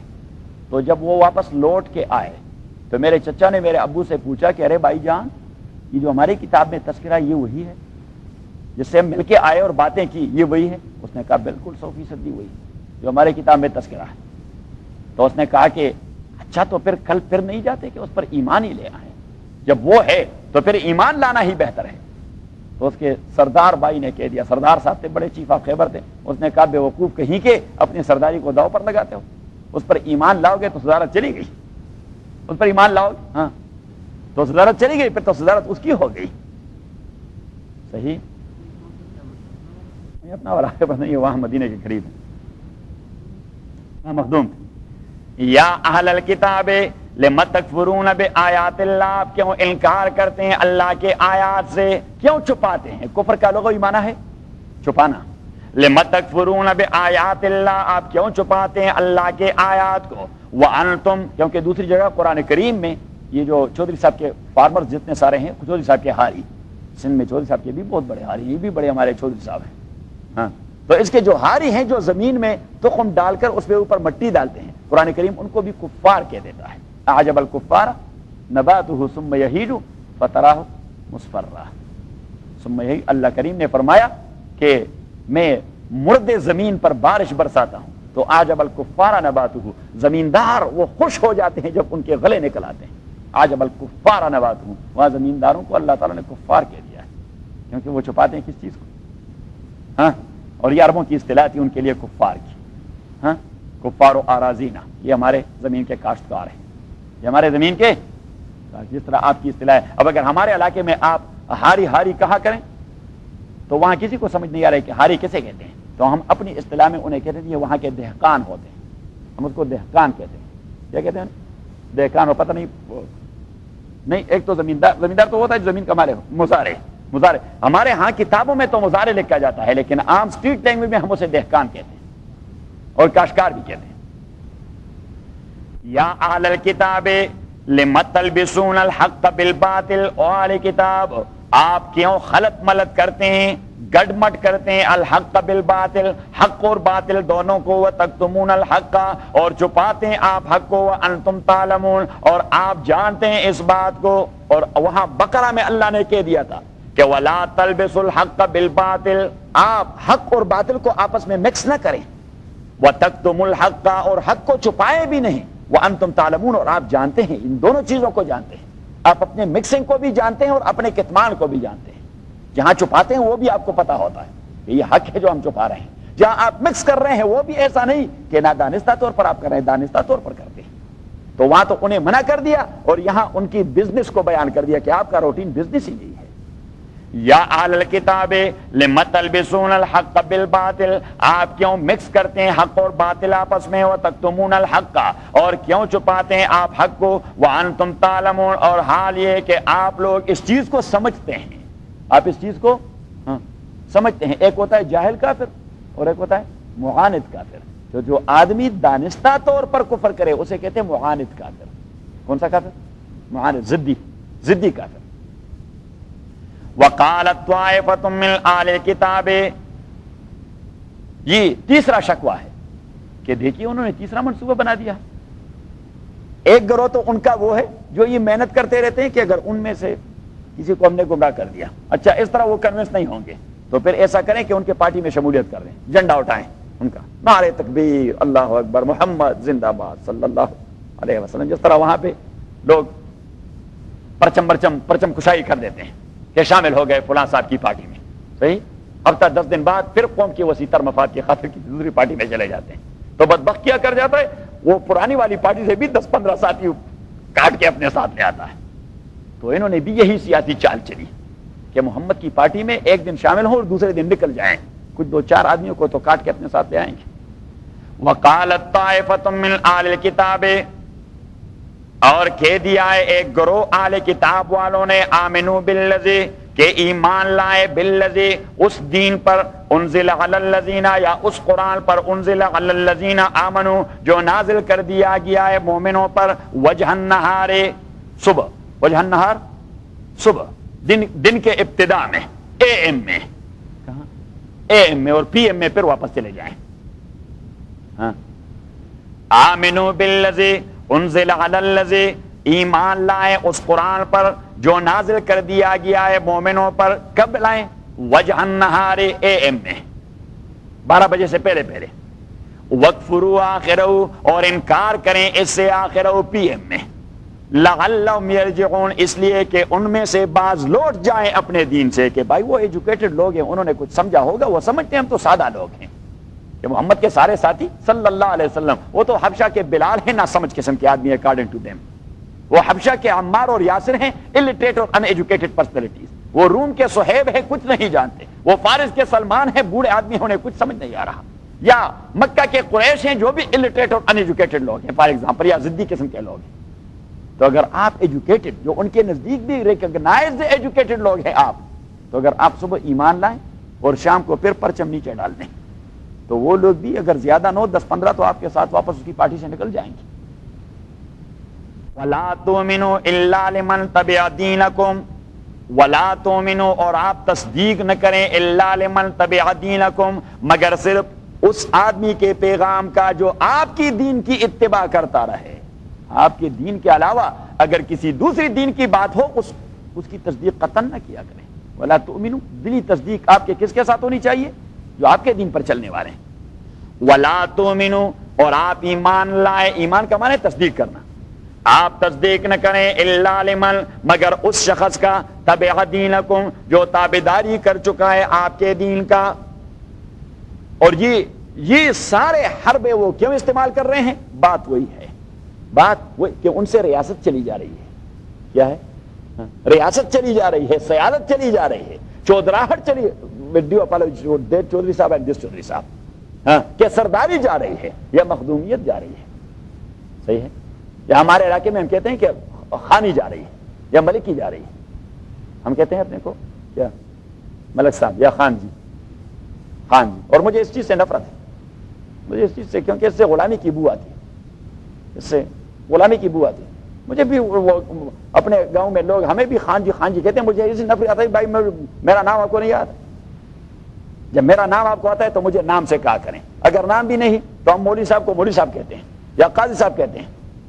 ہم خال لوگ یعنی وہ آپ کے ذہن میں وہ بات ڈالنا چاہتے ہیں کہ نہیں آپ ہمارے گاؤں کے بڑے تھے اور بڑے ہیں اور آپ ہمارے خان جی ہیں اور فلان اور فلان. بھائی چھوڑیں، ہم نے سب کچھ کو لات مار دیا، ہم نے سب کچھ کو لات مار دیا، درویشی والی زندگی اپنائی، کیونکہ اس چیز سے طبی طور پر مجھے نفرت ہے کہ نہیں ہونا چاہیے.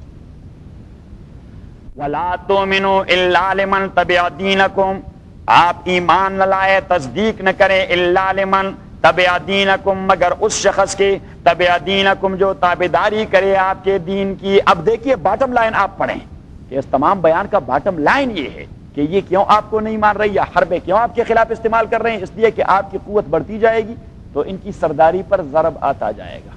ان کی سرداری پر ضرب، زیادہ سے زیادہ لوگ آپ کی پارٹی میں شامل ہو جائیں گے تو ان کو خاک کوئی ووٹ دے گا؟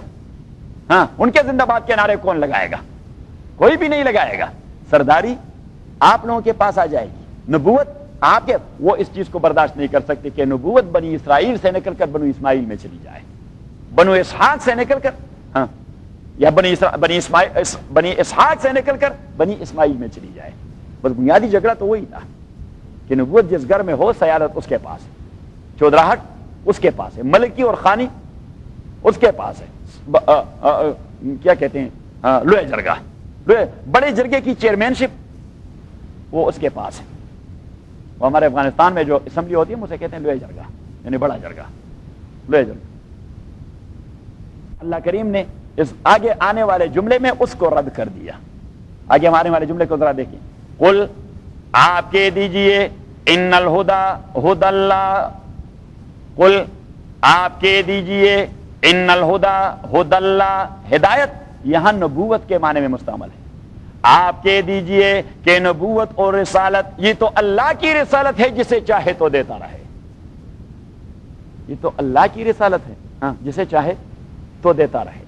قل ان الہدی ہدی اللہ. آپ بس مختصر جواب دے دیں کہ یہ نبوت یہ آپ کے باپ دادا کی جاگیر ہے. آپ کو کون دے رہا تھا؟ اللہ. اب مجھے کس نے دیا؟ اللہ نے. اللہ آپ کے کنڈری توڑے، ہمسائے توڑے ہیں؟ اللہ آپ کے ہمسائے توڑے ہیں، آپ کے کرایہ دار توڑے ہیں کہ ہمیشہ سے نبوت آپ ہی کو دیتے رہیں گے؟ قل ان الہدی خدا اللہ. بس وہ جو ساری تقریر کا خلاصہ ہے کہ کیوں یہ کر رہے ہیں، اسی ایک وجہ سے کہ نبوت بنی اسرائیل سے بنی اسماعیل میں کیوں چلی گئی، سربراہی بنی اسرائیل کے گھر سے بنی اسماعیل کے گھر میں کیوں چلی گئی. اب یہ نبوت والی سیادت، اللہ کریم نے فرمایا نبوت اور رسالت یہ تو میری، تو میں جسے چاہوں دیا کروں. آپ کا کیا ہے ذہن میں آ گئی؟ ہاں، اس کی تائید کے لیے آپ وہاں سے آیت نکالیں، لولا انزل هذا القرآن على رجل من القريتين عظیم. کہاں پر ہے؟ نہیں مجھے اور آپ کو تو یاد ہے، نحن قسمنا بینهم معیشتهم فی الحیات الدنیا ورفع بعضهم فوق بعض درجات. ان کو بتانا ہے اور دکھانا ہے. بار پہ اس کا ترجمہ یاد کریں کہ وقالوا لولا نزل هذا القرآن على رجل من القريتين عظیم. یہ کفار کے دیتے ہیں، یاد کریں کہ وقالوا لولا نزل هذا القرآن، یہ کفار کہتے ہیں لولا نزل، کیوں نازل نہیں کیا گیا یہ قرآن على رجل عظیم من القريتين، مکہ کے سردار عمرو بن حشام ابو جہل کے پاس یہ قرآن کیوں نہیں آیا؟ اللہ نے رحمت دینی تھی اور نبوت دینی تھی تو اس غریب کو دے دی جس کے پاس نہ مویشی ہے اور نہ جاگیر ہے اور سب کچھ لوٹا دیا ہے. حضرت خدیجہ کا مال مل گیا وہ بھی لٹا دیا اس نے، حضرت خدیجہ کا ڈھیر سارا مال مل گیا اس نے تو وہ بھی لٹا دیا، خود بھی فاقوں پر گزارا کر رہا ہے اور اس کے ساتھی بھی بھوکے مر رہے ہیں. تو اگر اللہ نے نبوت اور رحمت دینی تھی تو اس فقر و فاقے سے مرنے والے آدمی کو، ابو جہل جو بہت بڑا سردار ہے اس کو کیوں نہیں دیا، جو چیف آف مکہ ہے، اور نعیم ابن مسعود اشجعی جو طائف کے چیف ہیں اسے کیوں نہیں دیا؟ وہ وہاں کے چیف تھے، عظیم القریہ کہا کرتے تھے، chief of Mecca and chief of Taif. تو اللہ کریم نے پیچھے بس مختصر جواب دیا کہ اہم یقسمون رحمت ربک، یہ نبوت تو میری رحمت ہے، یہ نبوت میری رحمت ہے، اور میں نے اپنے رحمت کا ٹھیکیدار اہل مکہ کو نہیں بنایا کہ وہ مجھے مینشن کریں گے کہ فلاں کو دینا ہے، اور نہ میں نے ان کو ڈپو ہولڈر بنا دیا ہے، ایجنسی بھی ان کے پاس نہیں ہے میری نبوت کی کہ جنہیں یہ چاہے تو دیتا رہے. یہ میرا